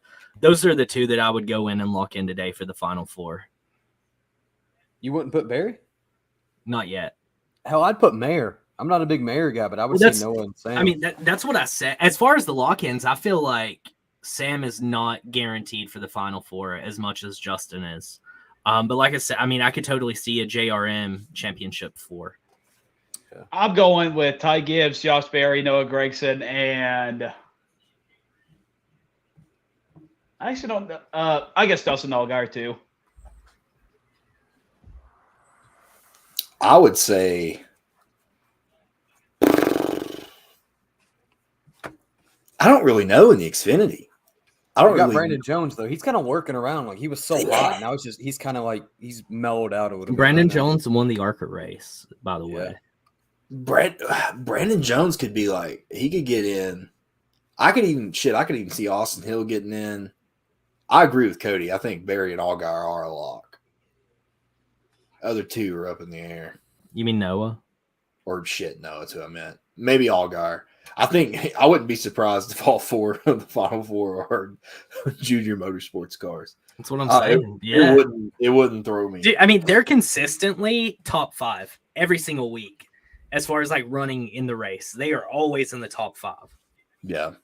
So Now, speaking of that, what does that mean for this whole Hendrick thing that they got going on now? Is like, So I kind of talked about it a little bit before you hopped on when I gave my Noah to the 3 spiel. I think that Junior, based on the Denny Hamlin podcast that he did on the download, I think that Junior is just waiting on NASCAR to make it profitable. I think that's the only thing that's keeping Junior from moving up to the Cup.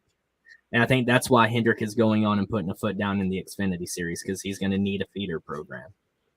yeah. Because they've only got 3 races, and it's just with the 3 boys, right? Yep. That's all they signed on for the rest of the year, yeah. Yeah, and then Hendrick's running in the Xfinity Series specifically.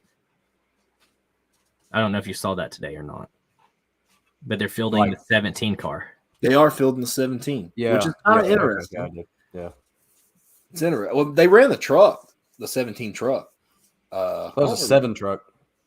No, 17. The back in the day, not the Spire truck, but back, way back, Craftsman Truck Series days. It was a GMAC truck, I think. I don't know if Ricky Hendrick drove that or what. Yeah, Ricky did.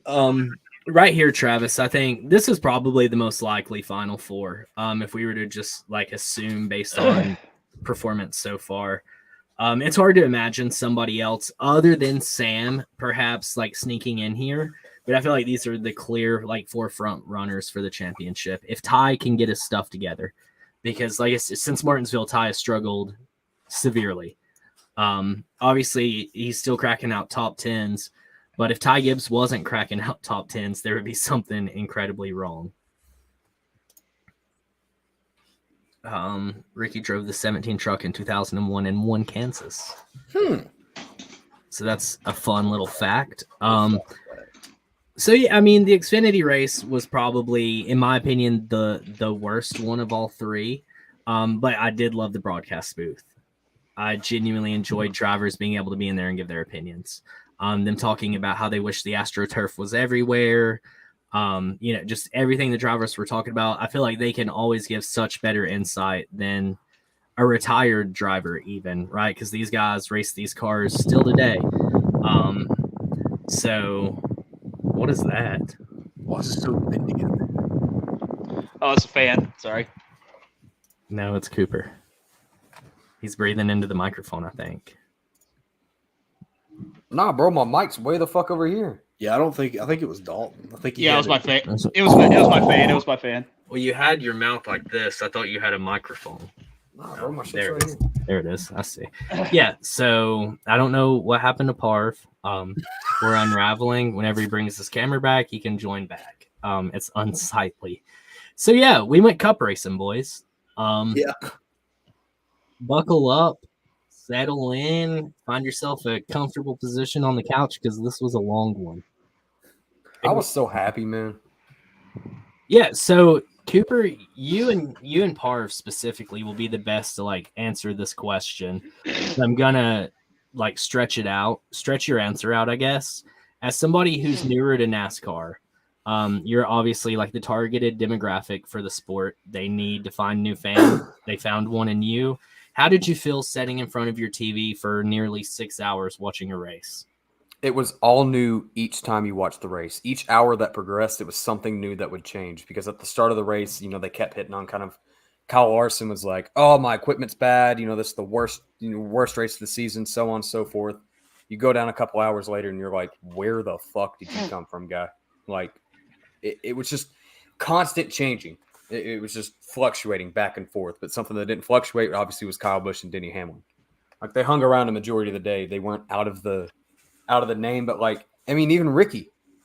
Ricky was talked about before, and then Ricky fell off, and then Ricky came back. So it was just cool to see that you weren't watching just a mundane race that just kept going on and on and on. It was always something. Something popped up. Something fucked up. A big name's out, and you're like, "Whoa, didn't see that coming."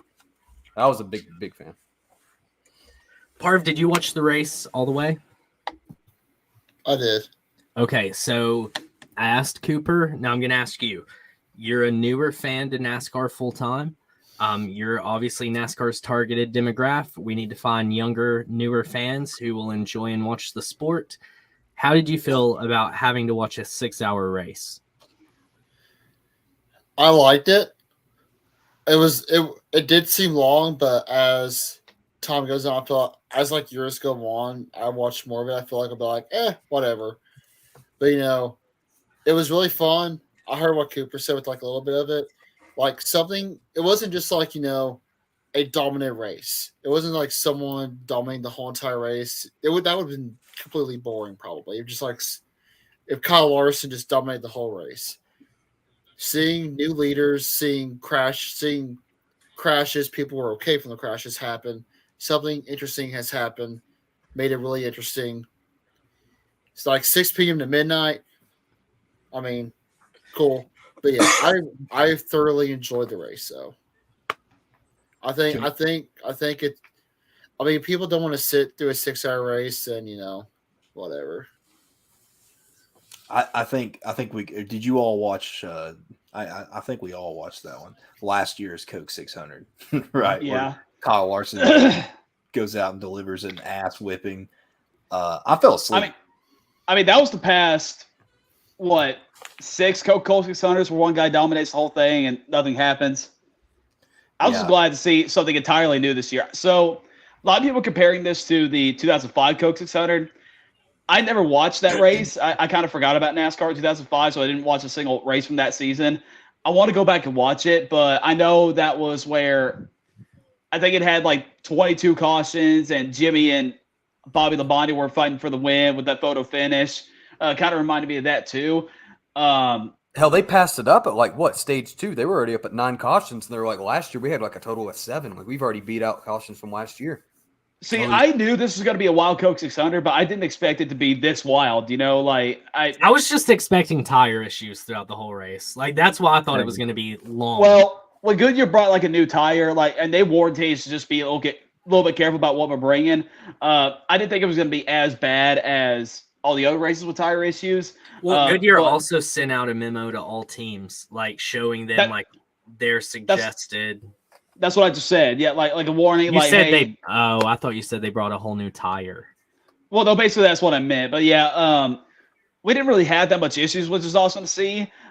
Really, the only time we got a flat tire is from either spinning or hitting the wall or whatever. So I'm glad we had that too. My favorite part about the whole thing was just the parity we had. Nobody dominated.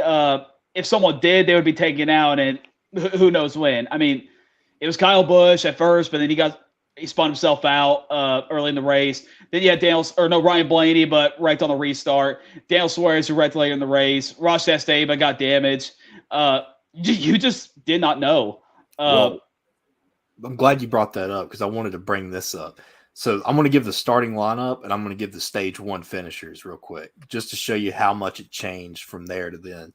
So obviously, shout out Parv and Dalton, Cody.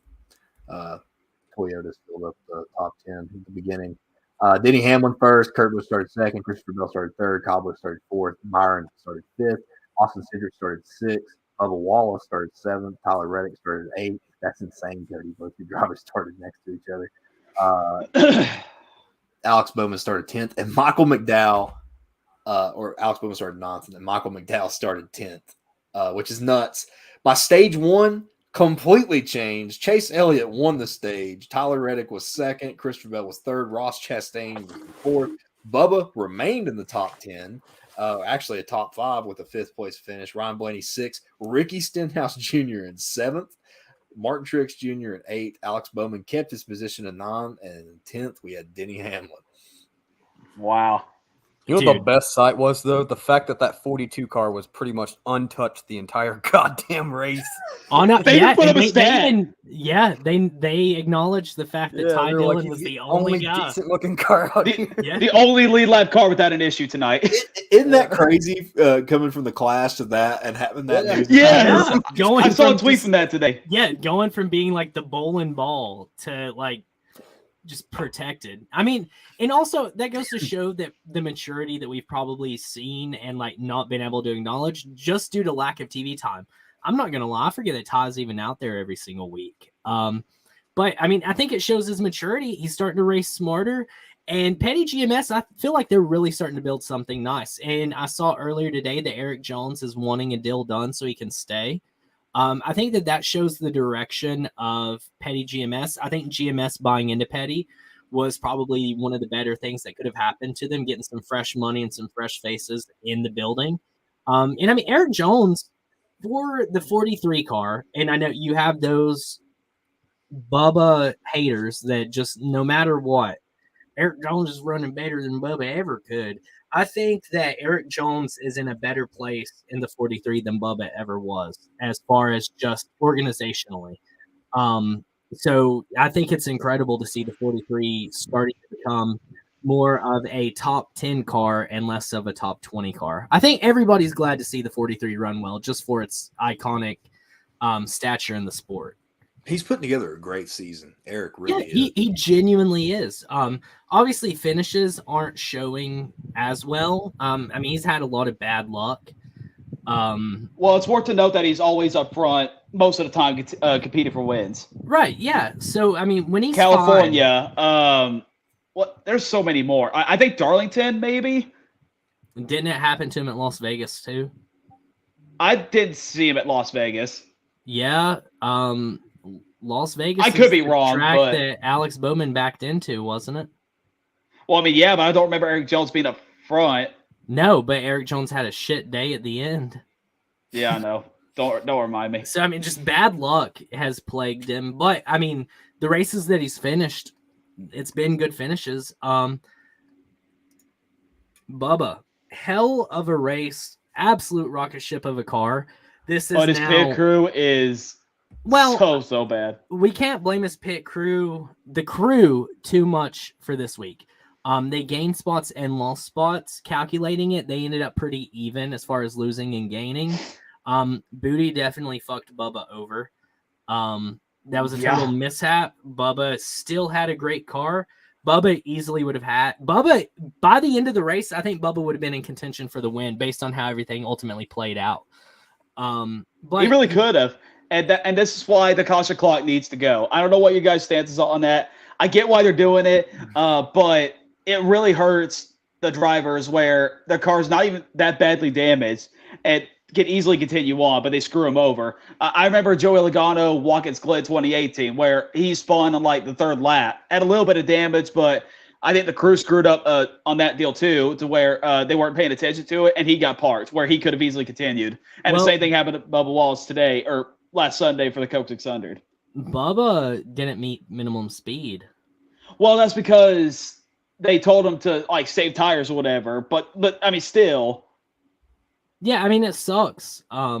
Chase Elliott was in the same boat. Yeah. Well, Chase the toe link. Chase did get screwed by the caution clock, but he was screwed either way because there was no way he was driving with that broken toe link. It was either you park it or you wreck it every lap. I mean, give them time to fix it. We have these extra durable cars now. I mean, back in the day, and I hate to be that guy saying that, I make myself throw up a little bit.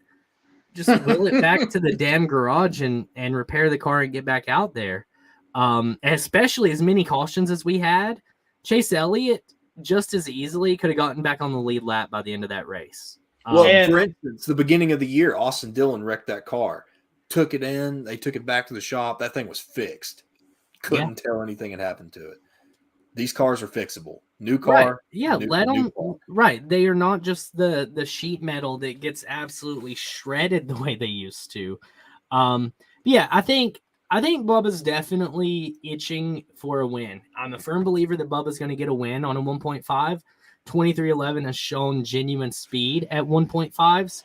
Bubba would have won Kansas had he not gotten screwed over there as well. I think that 2311, they found their place. I think we need some organizational fixes. I think that the pit crew, something's got to happen and something's got to give. I don't think anybody's in disagreement there. Go ahead, Parv. You raised your finger.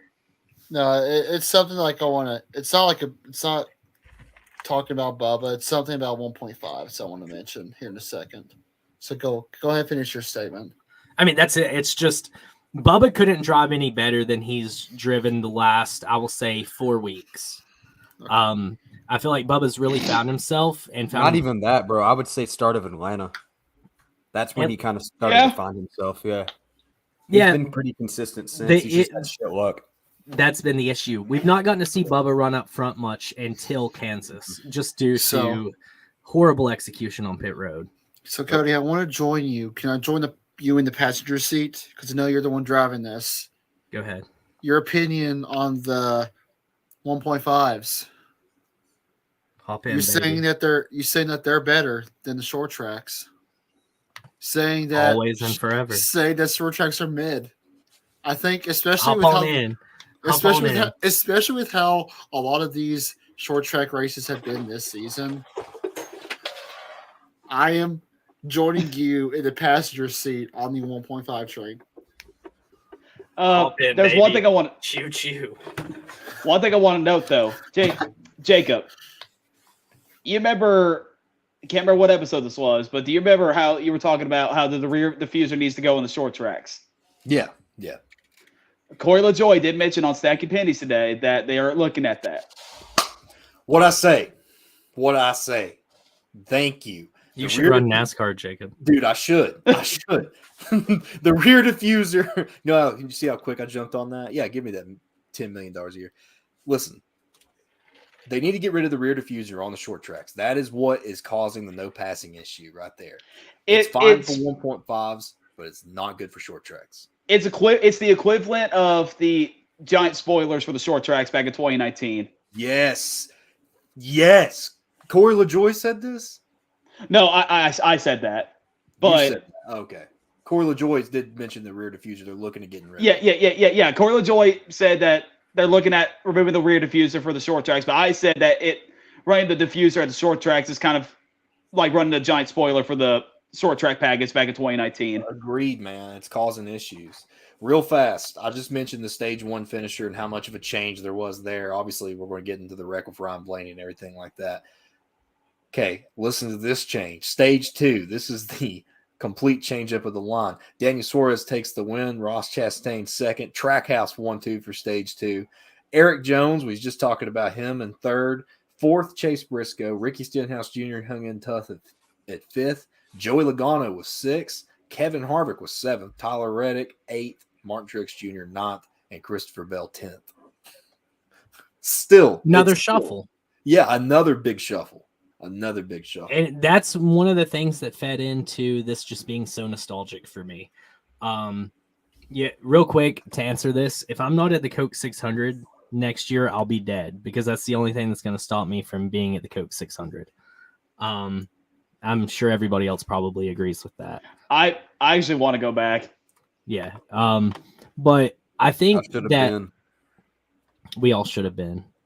I think that the shuffling helped feed into the nostalgia for me because we saw that a lot more with the COT. And I don't care what anybody says. You have your old heads who are always and forever going to bitch about it and complain. But, dude, NASCAR in the 90s was exciting for the culture, but the racing did not compare to like 2008. It just never compared. You're preaching, buddy. It was always just close racing at 1.5s. Nobody had a 18-second lead, right? Like watching the Xfinity race, Josh Berry won. I think it was like 16 seconds was what he won by.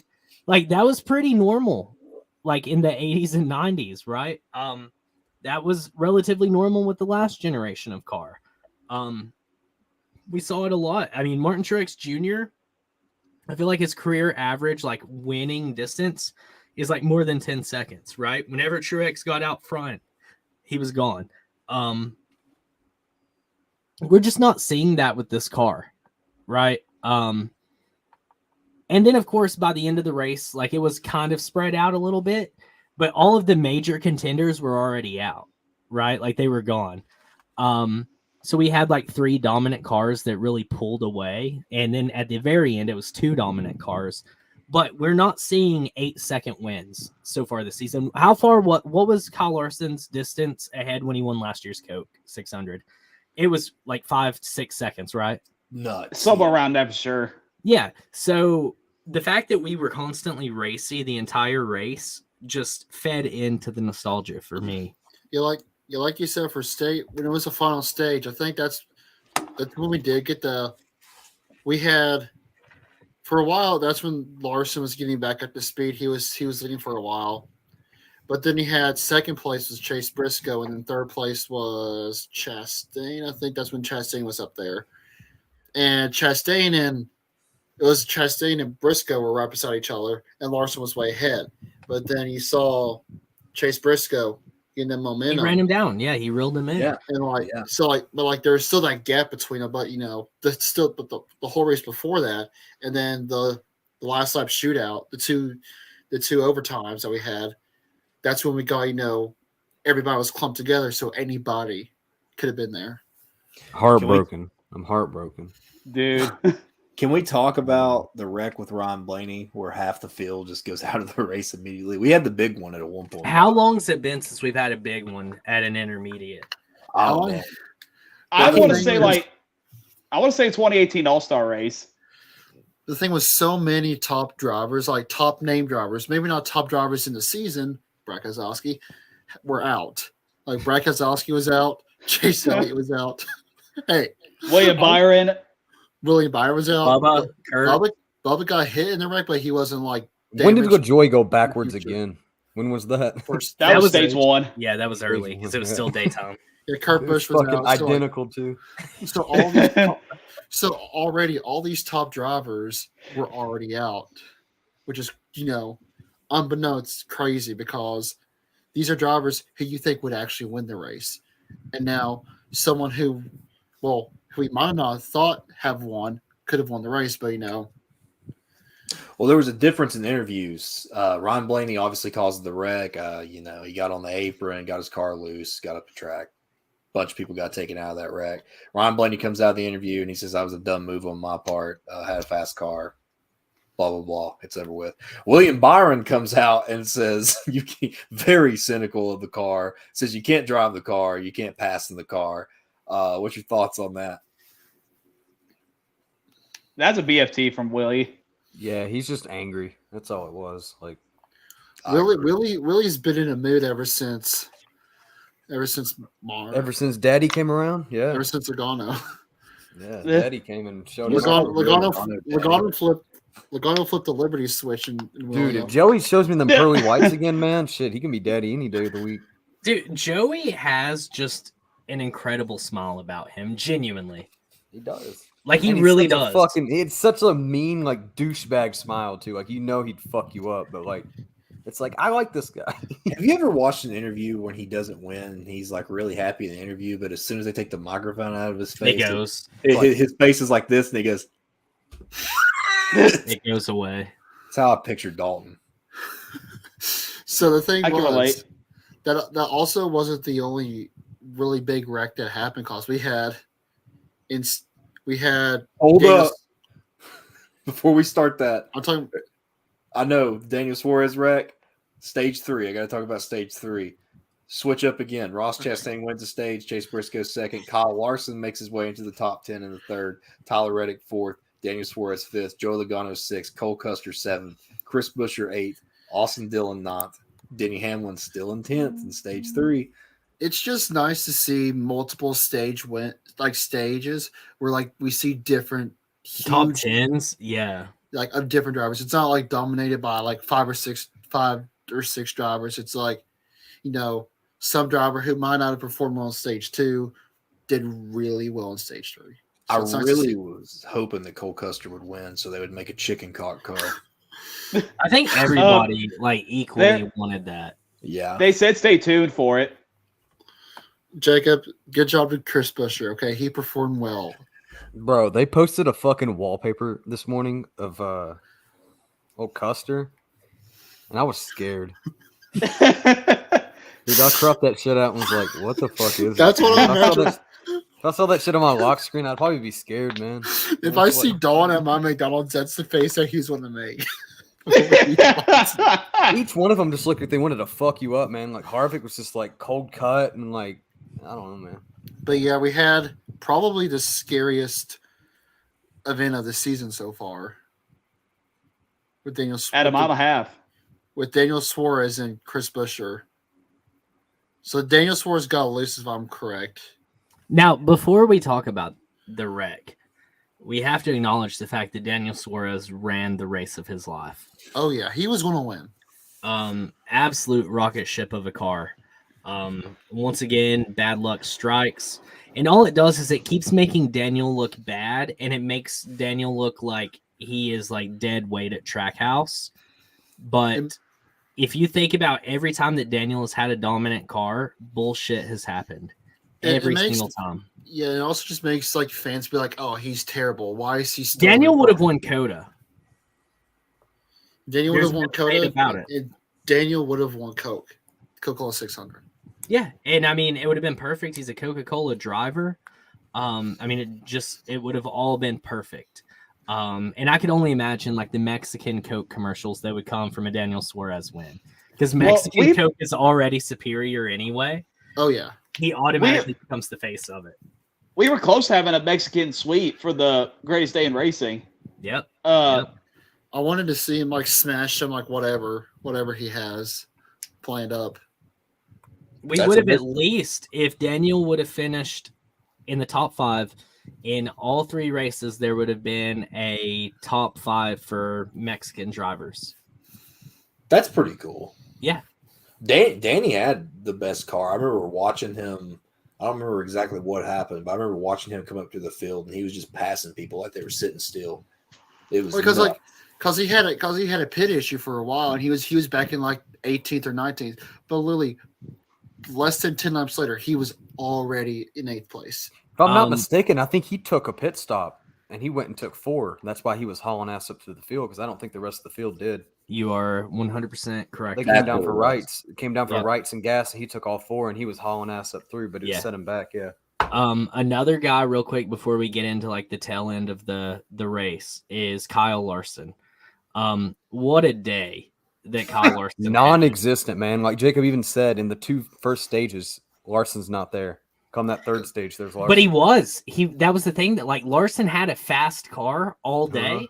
He had 4 pit road violations, spun out, caught on fire. I mean, just a day, and the dude just kept clawing every time he would get back up into the top 10. Who was the pit member? Was it Joey's pit member that got hit by a car? Yeah. Who the fuck got hit by a car this week? It was Joey's. Denny ran over one of Joey's. Yeah. Because Joey can't listen. Joey fucked Bubba with his pit road parking. I think it was either Bubba or Suarez. It was Daniel Suarez. Yeah. Couldn't even get out of his pit stall because of the way Joey parked. And then when Denny ran over the pit guy, it's because Joey parked outside of the box once again. I don't think that was really necessarily Joey. What do you mean? What happened to somebody here? I think Don's phone died. Yeah, that is possible. I don't think it was Joey. Danny parked sideways. Bro, Joey was at the back of his pit stall. Joey had shit parking. Right rear tire out. Joey got by without getting penalized for pitting outside of his damn box. What are you even talking about? Don't quote me on this, but I'm pretty sure that it wasn't Joey's fault. It was Joey's. I remember looking at it. Come on. I remember looking at it and being like, he parked in cockeyed, man. Somebody was parked in cockeyed either behind him or in Joey. Joey was cockeyed. It was 100% Joey. No, it wasn't Joey. It was Joey.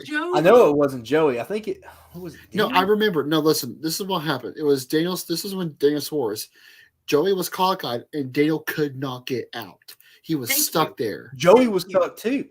Joey was stuck behind Denny Hamlin. Pretty sure. Nah, Denny was in front of Joey. Yeah, Denny was in front of Joey. There was somebody that was parked in front of Joey. Danny was behind Joey. Yeah. Denny was in front of Joey. And Joey was hanging out of his pit box.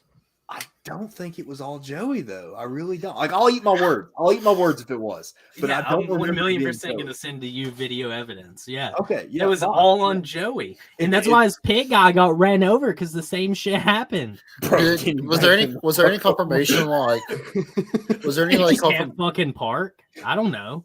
Did like any news come out about his pit crew member? Like injury or anything? Fine. Dude hopped up after. Oh yeah, I mean, dude, definitely like his fucking foot is broken 8 places. 3,500 pounds ran over it. I mean, yeah.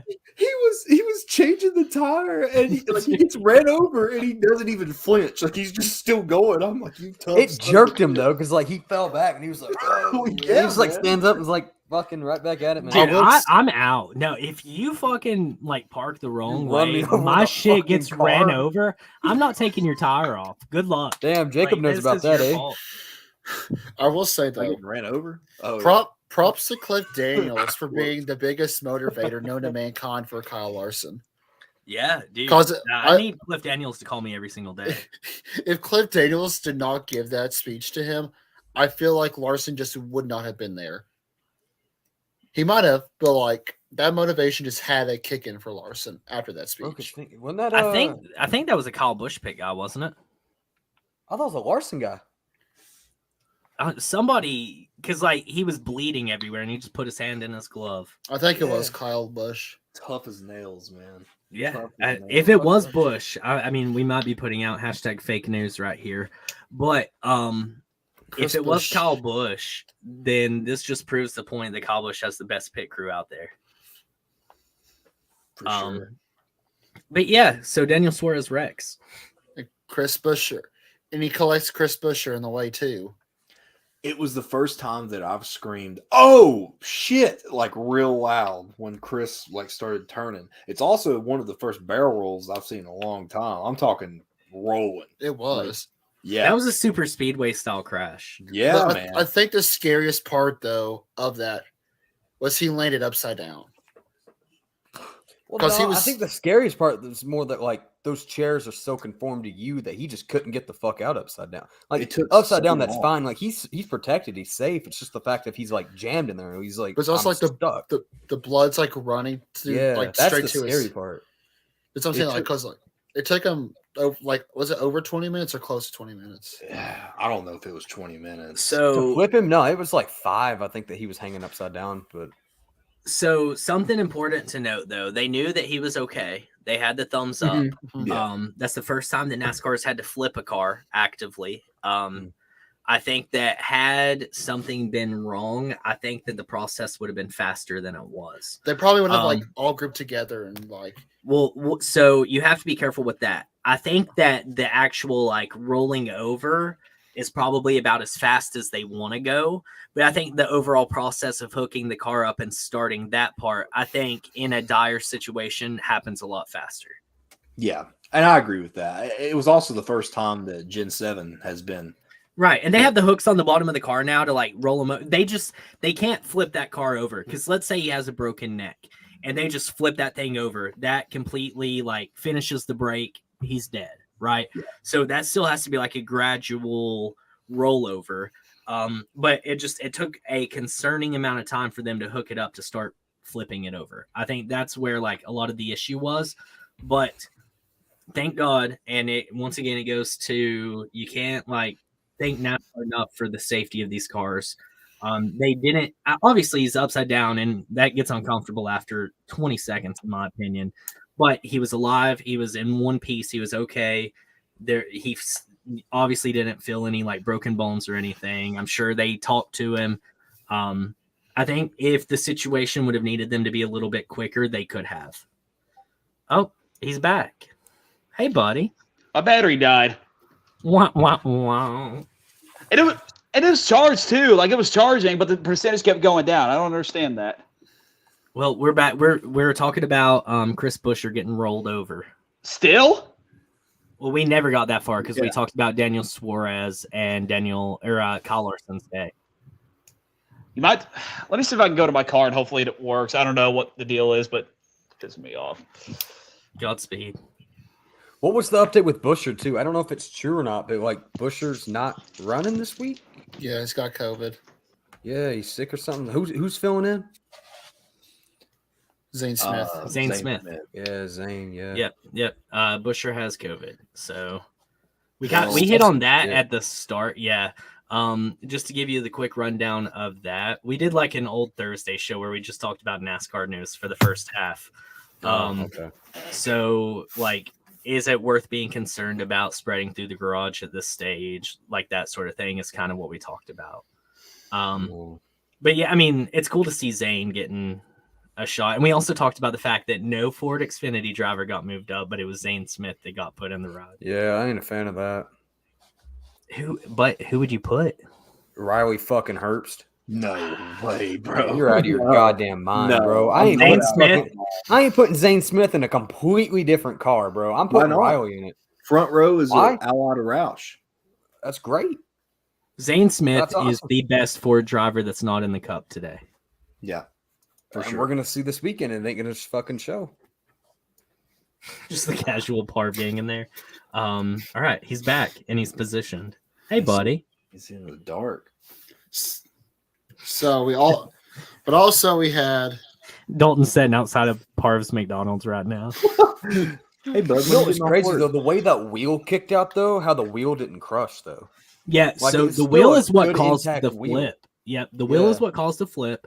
A lot of people prematurely blame the AstroTurf, myself included. One thing to talk about though is the wheel tethers that we have now. Mm-hmm. Shout out IndyCar for giving NASCAR that idea, because that wheel would have ended up in the grandstands. Oh Yeah. man, it would have been bad. But The way shout it out- didn't get crushed, though, like it's still. I mean, it's not going to be used again, but like it's a good wheel still. Yeah, and I mean, like I said, it all goes back to like the safety of these cars. It shows what those wheels and the damage that these cars can take and absorb the energy without the driver having to absorb it, right? That's the science behind what keeps them safe, trying to find ways for other components of the car to take the energy, because that's the deadly part, right? I mean, you hit a wall, but you stay in your seat. If you're the one who absorbs all of that energy, you're getting crushed. That sudden stop, and that energy dissipates throughout the car. That was one of the more violent rolls that I've ever seen personally. When a car is like just spinning in between each landing on the ground, those are violent jerks. That's a lot of G-force. It's a lot of body shifting in ways that it probably naturally doesn't. And I'm sure that Chris Buescher is sore as shit today too. That on top of COVID, I'm sure he probably doesn't feel all that well. He got COVID in the air is what happened. He got what? He got COVID in the air, man. He caught it. Yeah. Somebody he probably- coughed as he was flipping. Yeah, I mean, he was spinning fast enough to pull in whatever moisture was around him in a 30-mile radius. But yeah, that was definitely one of the more violent. man, I tell you. Yeah. Shit. But the way the car rolled, like that was the concerning part for me, right? The impact was whatever. We've seen these cars crash harder, but it's the rolls. Obviously, like that is just a lot of energy rotating quick. So anytime a car flips that violently, like everybody always holds their breath. But shout out the safety of this car. Once again, showing that NASCAR cares about not only giving us like a good show, wild ass wrecks, but also, I was concerned, but 10 years ago, I would have been like, yeah, he's dead, right? I mean, just flat out. 30 years ago, it's a guarantee. 1955, like there's just no car left or any Chris Buescher left. So, I mean, it's always important to acknowledge like the technology and the safety behind all of the technology. So yeah, Chris Buescher walks away, which is a great thing. And then we go back racing. This is going to be for me. You had a question for the new NASCAR fans. The old NASCAR heads, which is Cody, Dalton, and I, are going to go crazy over this, and even the new ones too. The battle between Kyle Larson and Chase Briscoe. Dude, the whole time that was happening, I was physically saying, please, no caution. I turned around and I looked at Summer and I was like, I want to see this battle right here come down to the start-finish line. Can you guys hear me? Yeah. I had 2018 Chicago vibes during those final two laps. Yeah, it was fun, right? Like it was just. I good. hate Buescher's Briscoe spun out. I hate that it happened so bad. Like I wanted him to give us a good finish, but also though I knew that was going to happen. I absolutely knew that Briscoe, because at that point I said Ross Chastain was going to win this race, because I knew that Chase Briscoe was going to pull a Bristol and take him and Larson out, and Ross Chastain was just going to cruise in. And it's nothing against Chase Briscoe. He's an aggressive guy who wants to win. And I mean, he's got one so far this season. Why not make it two? the moment that Chase Briscoe slows it down and calculates his moves, that man is going to be a force to be reckoned with in the Cup Series. Dude, the way he reeled him in, just old school and it was like the way he ran him down was so veteran. Yeah. It reminded me of just some of these old battles that we used to see. When he got to him, he got to him a few times, his nose would slip out from under him, and then he would have to kind of back off. And then there was a point where Dad said that it was the second time that he got loose, and Dad was like, I think his tires are gone. And I said, I thought that the first time he did it, I think you can run him back down. Goodyear has a pretty damn good tire. I know I shit on him a couple of weeks ago, but to be able to lose your car, most of the time you lose a car like that and slide up the track, your tire's gone. You might as well go ahead and kiss the race goodbye, especially with Gen 6. This new tire, he was able to recapture himself, regroup, and chase him back down. It makes for some badass racing. It seems that, and we played with it on the show. That is so damn loud. We played with it on the show. I have something. Hold on. You're probably not gonna be able to see it, but yeah, just hold on.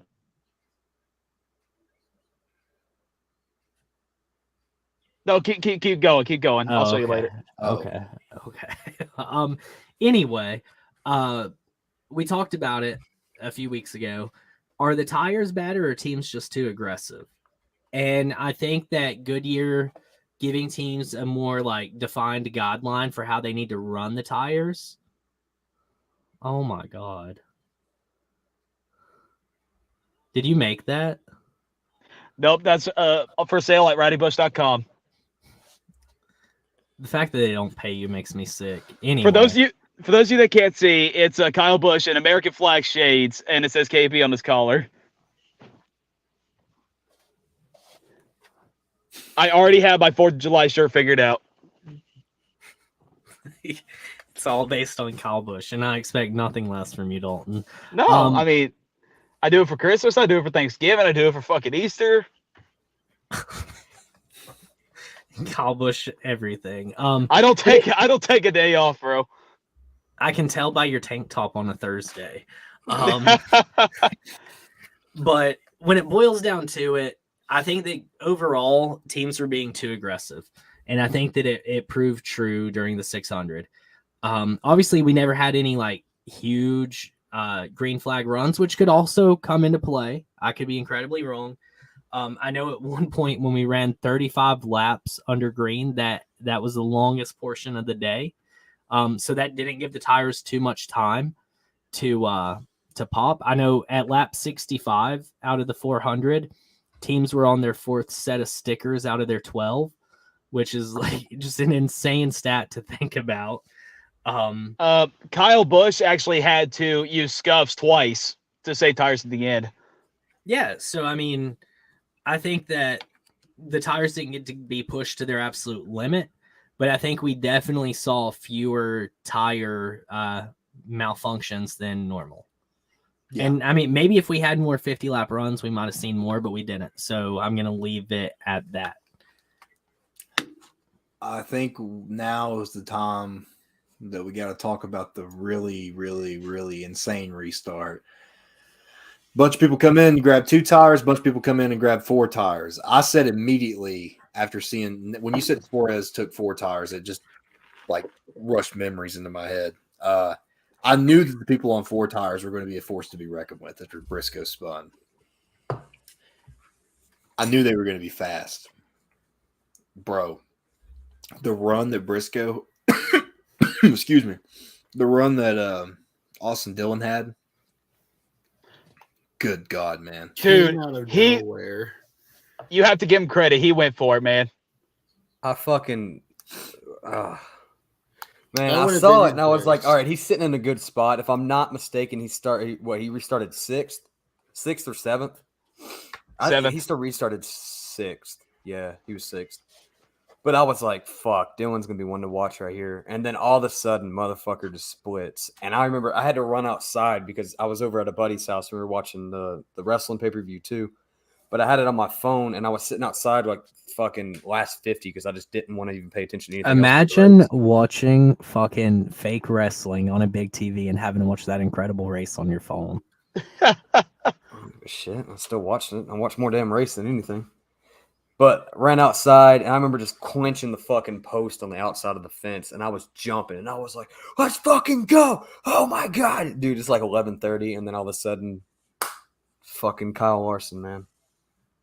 So do you actually blame Kyle Larson? I straight up blame Larson on it. I've watched it multiple fucking times, man. I think Larson could have led up, definitely. I think so too. But I think that Austin Dillon just entirely committed to checkers or wreckers. Yeah, I think Dylan was just trying to check real quick to cut some air. I think that's all Dylan was trying to do. I don't really blame Aid about it. I thought that was just hard racing. Yeah, I mean, it's hard to like point a finger. I definitely think if there's a finger to be pointed, though, I mean, you said it there, Coop. He was just trying to cut some air real quick. He didn't have to do that. I think Austin Dillon crashed himself out there.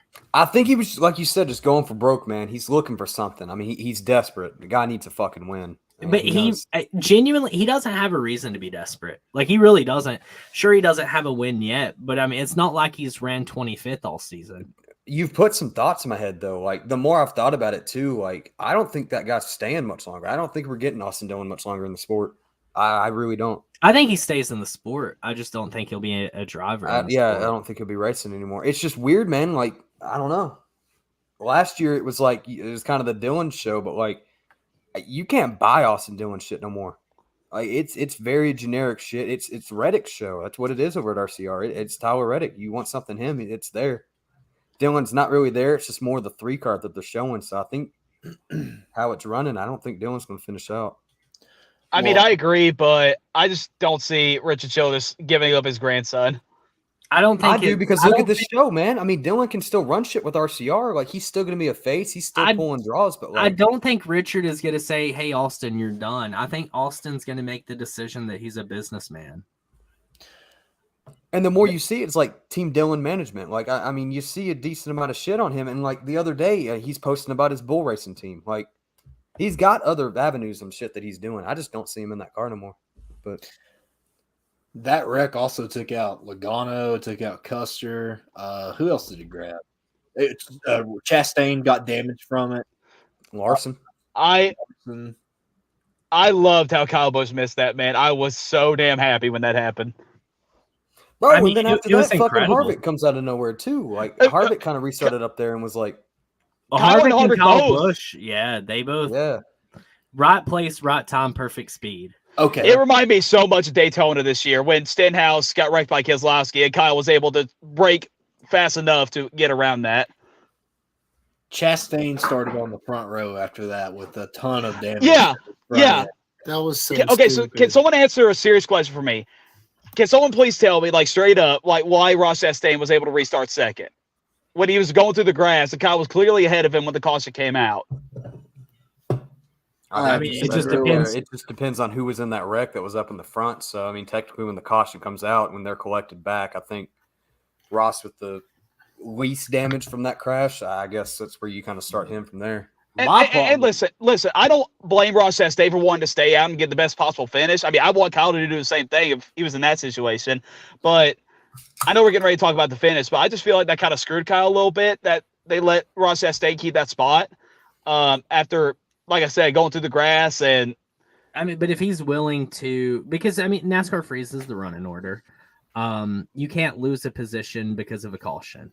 Like, that's well known. Well, I just don't think he was. I mean, you have to maintain speed. I just don't think he was doing that in a way. Well, that The makes car sense. wasn't bad, man. It wasn't that bad. I mean, I knew it was going to his splitter was dragging on the ground, so I knew he was going to go I mean, backwards. he maintained pace speed, and in that moment, it's not like it was under green flag yet. So as long as he maintained the pace speed, that's all he needed to meet. Well, but again, I don't blame him. I mean, that's a fine decision, but it's just, I don't know. But Kyle Busch just couldn't beat old cousin Denny.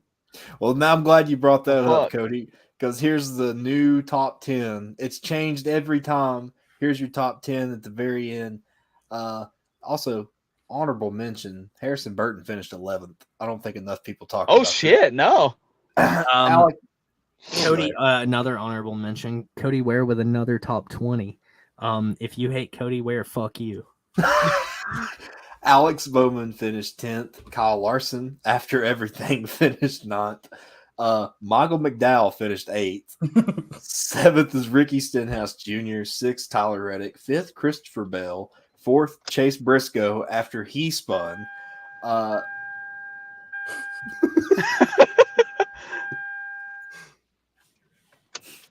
Third, Kevin Harvick. Second, Kyle Busch. And first, Say it again. Who was third? Kevin Harvick. Man, I got some fucking speed coming off that. First, it's Denny Hamlin. I found it hilarious that the entire time they were talking about drivers over 40, the veteran drivers that were in the top 10. Most of the time, it was 2. How old is Kyle Busch? What is he? 30? 37. Oh, is he 37? 37. Yep. And then at the very end, guess who's there? The 3 veterans. Listen, I just want to say I can't even be mad at the way Kyle lost in the Coke 600 because of everything he went through that whole night. It was kind of like Kyle Larson's night also. I mean, Kyle was dominating like the very early stages, but spun out battling Suarez for the lead. After that, his car just went away. I think he had shock damage from when he like spun down on the apron. And then what else happened that? Oh yeah, he went a lap down twice. Well, he went a lap down. Do you blame Daniel Suarez for that? Or do you think that was just No. I mean, I think Suarez, when he went up the track, I feel like he might have got loose and cut air off Kyle's front. But I'm not mad at Suarez. I mean, Kyle walked away without any damage, so I mean, it didn't bother me. It was early in the race, so there was really no reason for me to flip shit. What if it would have ended Kyle's day?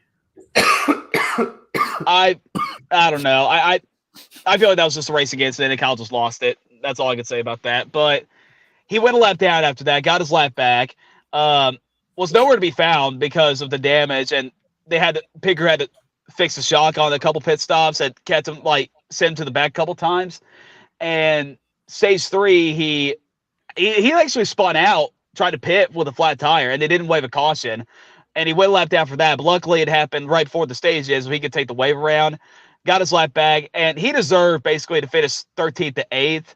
But for him to miss that big reg, that final big reg, for him to battle for the win, that was just awesome to see. And I can't be disappointed. I'm just glad he was in position to compete for the win after everything he went through.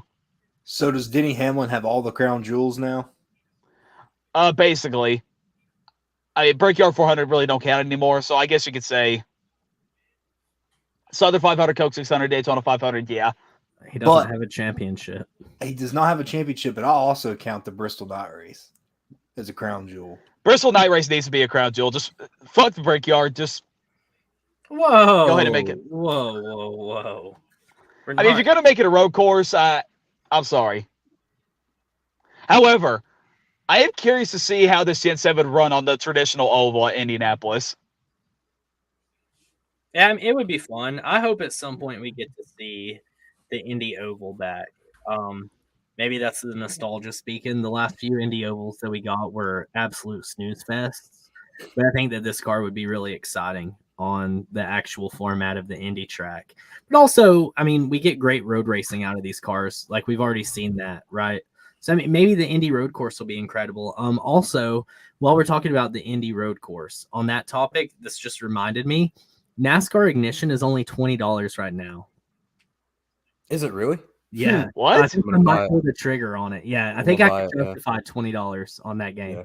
Yeah. It'd probably be pretty fun for us to stream that or something. Can I make a hot take? Perhaps. So, the 16 car this Sunday. Do you guys see it? Yeah, the Charlotte car. You saw it a little bit, right? He looked okay. I want to throw out, I don't think Noah Gragson is ready for the Cup Series. I firmly agree. That's why I think he stays for one more year in the Xfinity. And I think if they push him, all right, he's going to be one of those guys that's going to be a Corey LaJoy. He's going to be a fan favorite, and he's going to be one to watch, but he's not going to perform. And I don't think that's what you want to do with a guy like Noah. I think if you're smart, you sit on him for a minute. It's shown, man. I don't think Noah is going to chase a ride of any sorts. I mean, I'm afraid he will, though. You know, I don't think so. Something will come up. He runs the beard car at super speedways. He has a loyalty to them. But I don't And think that's that cool and he all would- because like he's there, like he looks good. right. I sometimes. don't think that Noah would take a full-time ride with Spire per se. I just feel like it's colleague. What? I just feel like it's colleague that might be the problem for Noah. Okay. No, Thank you. run it back. Say it the way you did the first time. What? I feel like it's colleague. Cauliflower. Colleague? Colleague. This is now the equivalent of fucking Justin Allgaier. So No, colleague, dude, I baby. ain't- I'm not putting Colleague down. No, not at all, dude. Colleague's that's a great fucking team, and it just shows. I mean, it is, but I kind of want to give him time in the Cup Series to develop more. Yeah, they don't have enough revenue, I don't think, to like properly fund both series right now, and I think it's showing with their on-track performance. And their I Xfinity think team next is year- struggling too. He needs to say no to the 16 car. Don't run this 16 car. Stay the fuck out of the Cup Series. Run for Beard. Do your thing, but stick in Xfinity. Kind of get your footing on what you want to do, what you're trying to establish here. He's going to the 3-car. I would be willing to sell my firstborn soul for the fact that Noah Gragson's going to drive that 3-car. If Noah Gregson drives that 3-car, oh my god. Cody, if Junior goes to the Cup Series, do you see Noah Gragson driving for him? Absolutely. Noah Gregson, yeah, dude. Junior's gonna fucking buy RCR. I totally see Earnhardt Childress racing. It's not a bad possibility if you really think about it. No, That'd it be just makes sexy, man. sense. Reddick's gonna be out of that 8-car though. No, he's not. I see it, Cooper. I mentioned that has earlier. Okay, where's he going to go? A big team. He's not gonna stay Listen, with an 8-car, bro. Joe Gibbs Racing might have a problem in the future because Let's throw it out, man. Let's get spicy. Yeah, Let's get because spicy. Ready? Truex, like Can you we said, finish- Truex. Can we finish the Coke 600? Okay. Okay, And sure. then we'll get to that. Dennis Hamlin wins. Woo. Dude, his Um, picture though. Ooh. Ooh. Dude, Denny is beaming with like just swag right now. Oh my god. Obviously, the first 80% of the season was a struggle for him. I mean, is Denny a championship contender? No. Not yet. Oh yeah, I'm there with Jacob. yeah. Bad luck, but when he doesn't have Denny has like 3 top 10s and 2 wins. Like when he's there at the end of the race, he's competing for the win. Denny is probably one of the most impressive NASCAR drivers to ever strap into a car. I'll say it. That's not bad. Denny he learns quick. This is a brand new car. He give a lot of insight once again on the DJD. He talked about that he'd been having a lot of steering issues with the pinions. Denny's definitely a lock for at least round of 8. He could definitely, Round of eight I for could sure. think that, yeah. Round of 8, yeah. definitely could sneak his way in with tracks like Martinsville that we know Denny's usually pretty decent at. He did pretty terrible there this year. Yeah, but diffuser. I'm hoping he can do it. Everybody did terrible at Martinsville if they weren't in the lead. Well, Jacob, you actually have to understand that diffuser talk probably won't be until 2023. Or Wow. actually, no, I read that Wow. wrong. I'm sorry. They were talking about fixing it before they went back to Richmond and Martinsville. Yeah, they would have to, or that race is going to be a snooze fest. Terrible. Again. The Martinsville fall race does not need to be a snooze fest. No, not at all. I love that Denny stole the trophy. I thought that was hilarious. Denny's a cool playboy. Yeah, I mean, I He's think something. I think Denny has like a different swag about him, and I think you're seeing it with his team performing well too, right? I mean, regardless of the outcome, the last few weeks for 23XI, they've had fast-ass race cars. There's no debating or arguing that. So I mean, that's got to give you a certain kind of swagger. I know for me, if I owned a team and they kind of sucked ass for the first little bit of the season, and then everything started like going well and they're going fast. And like at one point they were 1, 2, 3 at the start of the race. Like that has to feel pretty damn good, right? Fun fact, Bubba was the first African-American man to lead a lap at the Coke 600, which is pretty fucking sick. Sweet. Once again, though, just bad luck. But I mean, for Denny, yeah, he's got to be riding on cloud 9 right now. Now, as far as that goes, though, I definitely think that Denny is going to be a championship contender. So this is like a crown jewel of the season. This is halfway through the regular season now. I think probably next season, personally. I genuinely believe next season, or whenever his contract is done. Everybody else, where you at on that? I think Denny retires and Joe Gibbs Racing. Denny I think actually he does one of wants those like one day things, kind of like football players would do. Like he'll sign back with Joe and then he'll retire at Joe. But nah, Bubba's out of that 23 soon. Denny actually wants. I don't know if you listened to Dale Jr. download for the Denny episode last week, but he said he would like to run for himself, but it depends on what FedEx does. Yeah, I think if FedEx followed him, he'd go tomorrow. Well, do you think FedEx is going to follow him, like with their relationships with Joe Gibbs and the Washington football team? I think that FedEx right now, I mean, they're first off, it would be like if Denny left and went to 2311, that would be through Joe Gibbs, like good graces anyway. FedEx is done with Washington anyway. No, I think they are. They're trying to junk that stadium and move out. They're tired of that. That stadium's a shithole, man. Oh, are they really? Yeah, dude, the fucking sewage issues. Yeah, dude. I mean, yeah, I know, but there was a I didn't live hear game they were like poop was falling on people, man. Like, yeah, I remember that, but falling on fans. Yeah, yeah, I remember that, but I don't remember the movement. Yeah, they're done. They ain't fucking sticking there. I didn't hear they were moving. They're trying, but I think Denny does race for 2311. And honestly, I could see him running the 11 car. I could see Joe Gibbs giving that number over to Denny. I think Denny has been so loyal and has had such a great relationship with Joe for so long. I could totally see Joe getting a new number and just shifting like that number and the FedEx sponsorship over to Denny as like a thanks, buddy. And Cody, let's go back to Tyler Reddick real quick. That's why I said he could be a contender for Joe Gibbs, because Joe Gibbs might have an issue later on. If Denny wants to go to 23XI, if Truex retires, and what I'm hearing about Kyle Busch and this sponsorship issues, it's only sounding like a 1-year deal. Who knows what's going to happen after that? So I think so. The report that came out last week was that a major tech company. So I don't know how much you guys know about this, but Joe Gibbs hired the owner of JTG to use his marketing firm to find a deal for. I saw that. Yeah, I saw that. He said Tad, the owner of JTG, I can't pronounce his last name, but it's the T in the JTG. He said that he would not do this deal for anybody else other than Joe Gibbs for the relationship that he had with JD. But it says that a major tech company is like the expected lock, which to me is pretty obvious that it's going to be Yahoo. I could see Amazon actually, because Logitech would actually be pretty cool. Because Logitech has a lot more money than you think when it comes to this. Yeah. They are a main player in esports. And the reason why I say Amazon is because you can actually sell Rowdy Energies, or you can buy Rowdy Energies from Amazon. So I don't know if there's like a relationship there already. Amazon would be cool too, but I feel like Yahoo is just the obvious answer. Yeah, I see it. That or Google. Google would be cool too.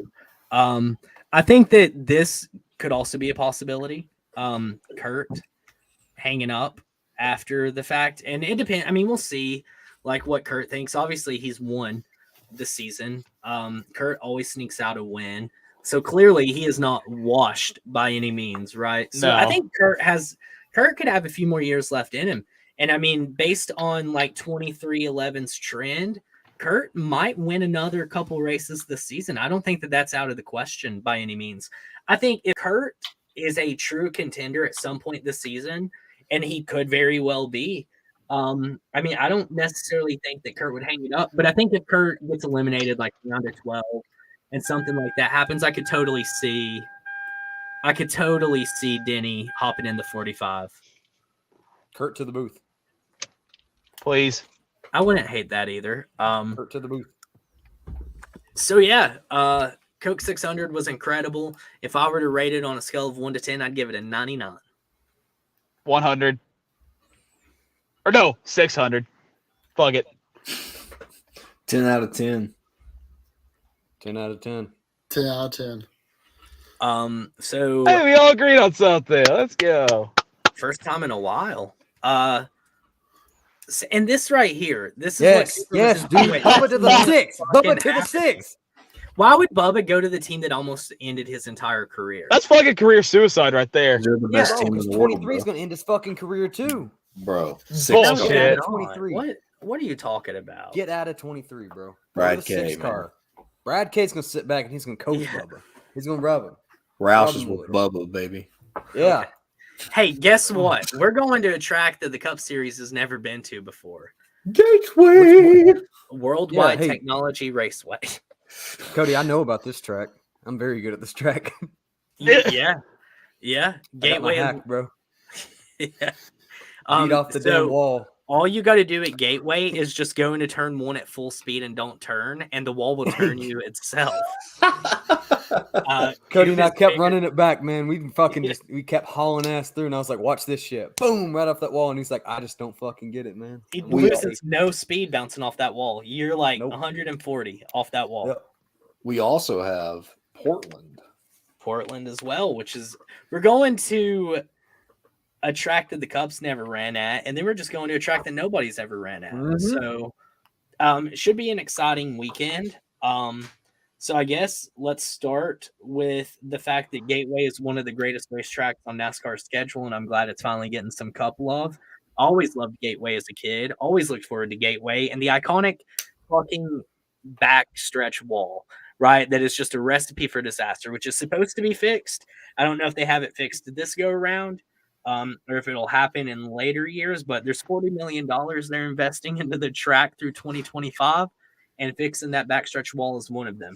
So, boys, Truck Series first, and the Truck Series is, in fact, at Gateway, aka Worldwide Technology Raceway.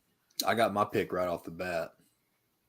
Who? This dude won the Snowball Derby. This is his type of track. Tom Majeski to victory lane, finally. You're I'm sticking with John Hernivacek. I'm trying to see who's running. I'm trying to see if there's a decent. Johnny Sauter's in the truck. I'm going to go with Corey Heim. Good pick. Thought about Okay, it. yeah. Let me get weird. Colby Howard. Oh shit. Let me get Colby Howard. He's doing a little something this year. I'll go with Infinger. Finger. Xfinity on the road. Dude, the track layout for Portland's actually pretty interesting. You're So, never gonna I hear actually me have- disrespect a road course. So I actually Who have the family in fuck is running Oregon. this 18 car. I actually have family in Oregon, and if this ever goes to Cup, I actually want to try it out. Who is So- running this 18, Dalton? It's someone I never even heard of before. I Connor can't remember the- Mosack? Who the fuck is that? Yeah, I exactly. bet he is a road course ringer. I feel like he has to be. Emmerling in the 35? Yeah, so this one's gonna be interesting regardless. New track, new road course. It's harder to adjust to a new road course than it is a new oval, just because like ovals are pretty straightforward. There's only a couple different ways you can drive them. Road courses are just different. Like you can totally forget that there's like this huge turn 7 coming up. Road courses, turn 1, 2, 3, and 4. But with that being said, I feel like it's obviously going to come down to two guys specifically, but I'm going to give the nod to Ty Gibbs. He's going to finally beat off that rust. I want to piggyback. I'm going with Dinger.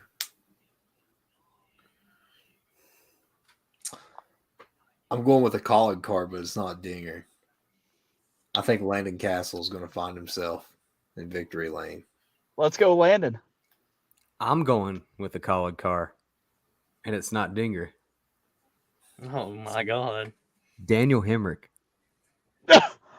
What? Never thought I'd see the day. I think, is Daniel this the Hemrick. first time you've ever picked him? Nope. Nick Kizzle's coming right now. I picked him last year on something. I don't know what it was. Daniel Hemrick.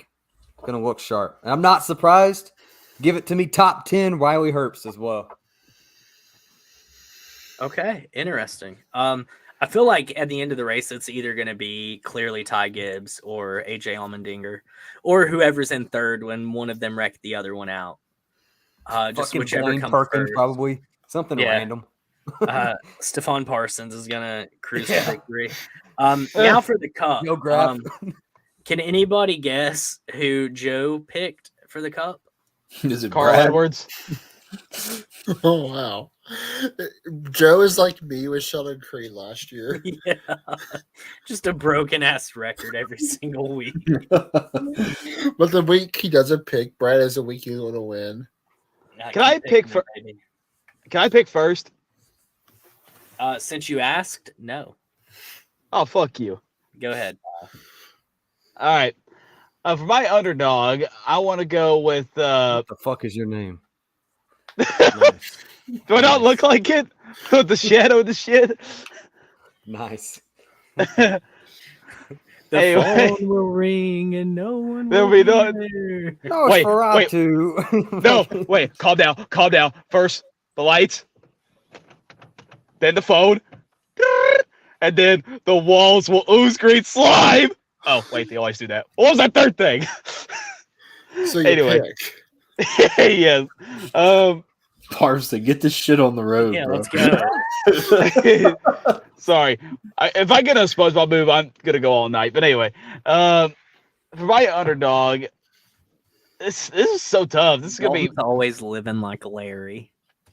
living like Larry.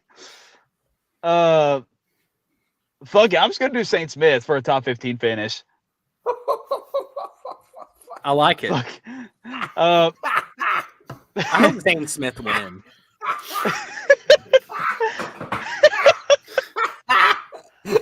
Go with your pick. Funny guy. For my main Motherfucking pick, Goddamn Rouse Car ain't finishing top 10. Get the fuck out of here.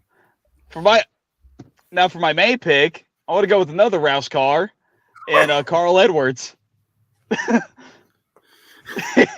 Go. No, I'm just kidding.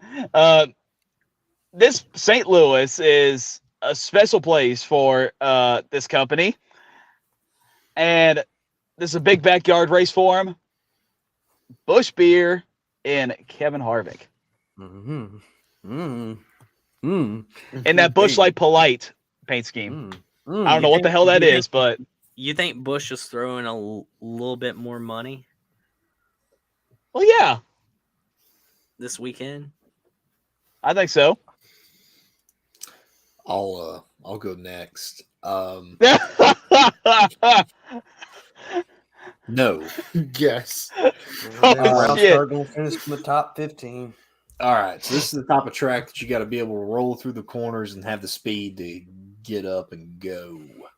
For my underdog, I'm going to say, as nitty gritty as this track is, Ricky Stenhouse Jr.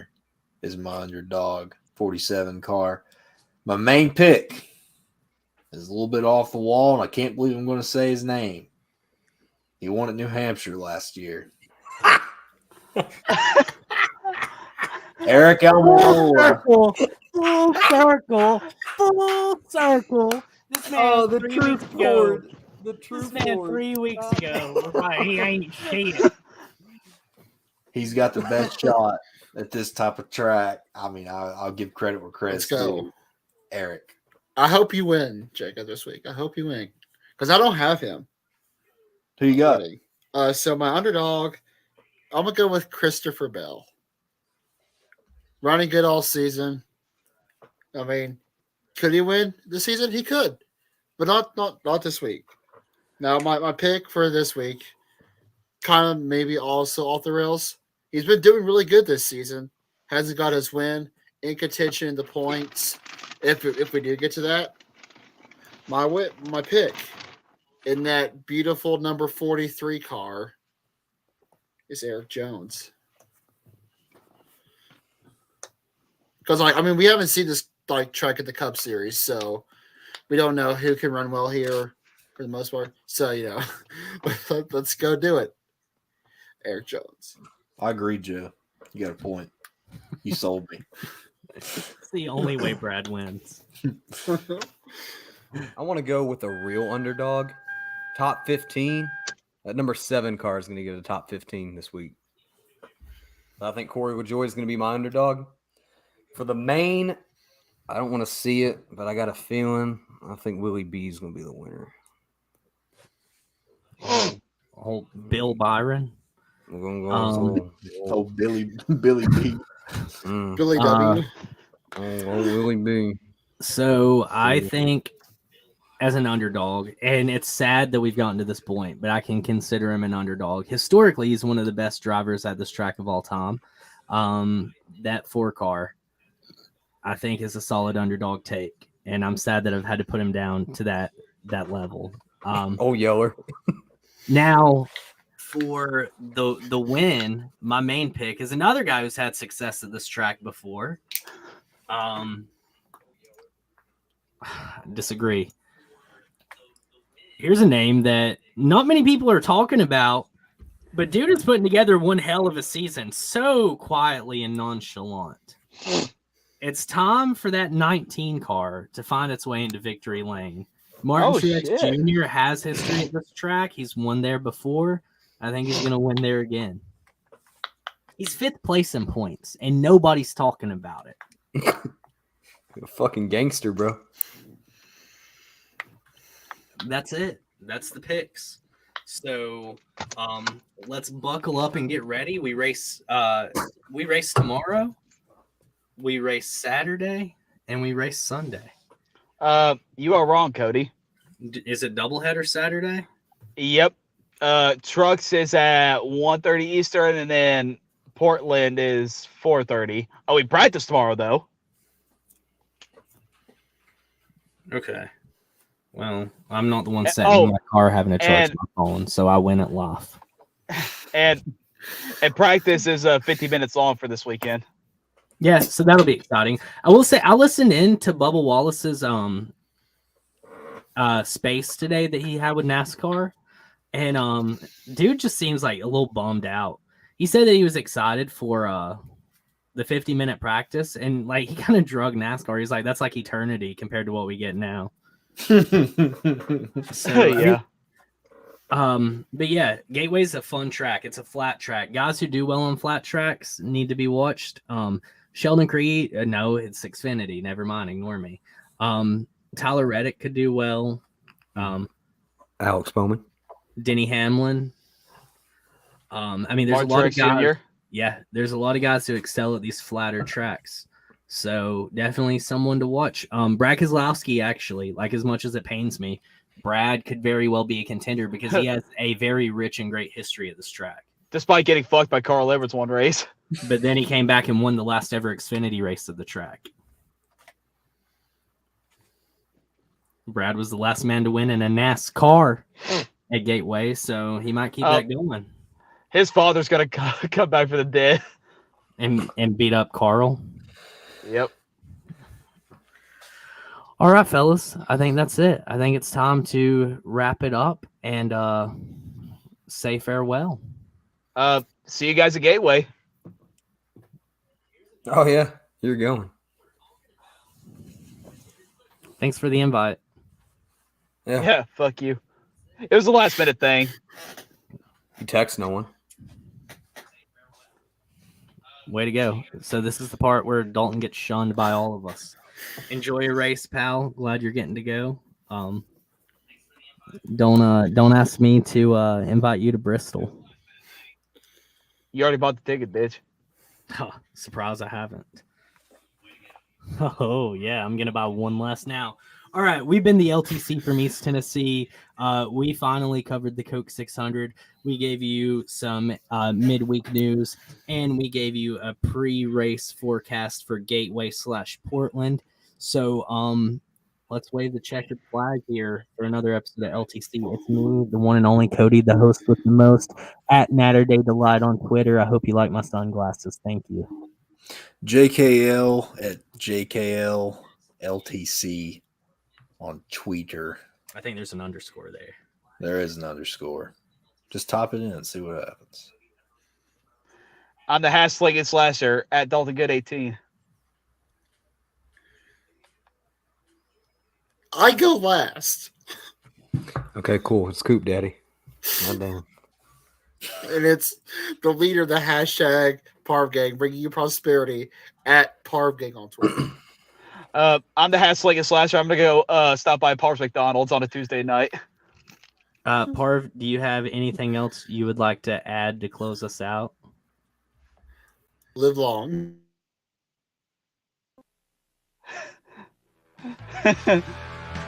Bitch.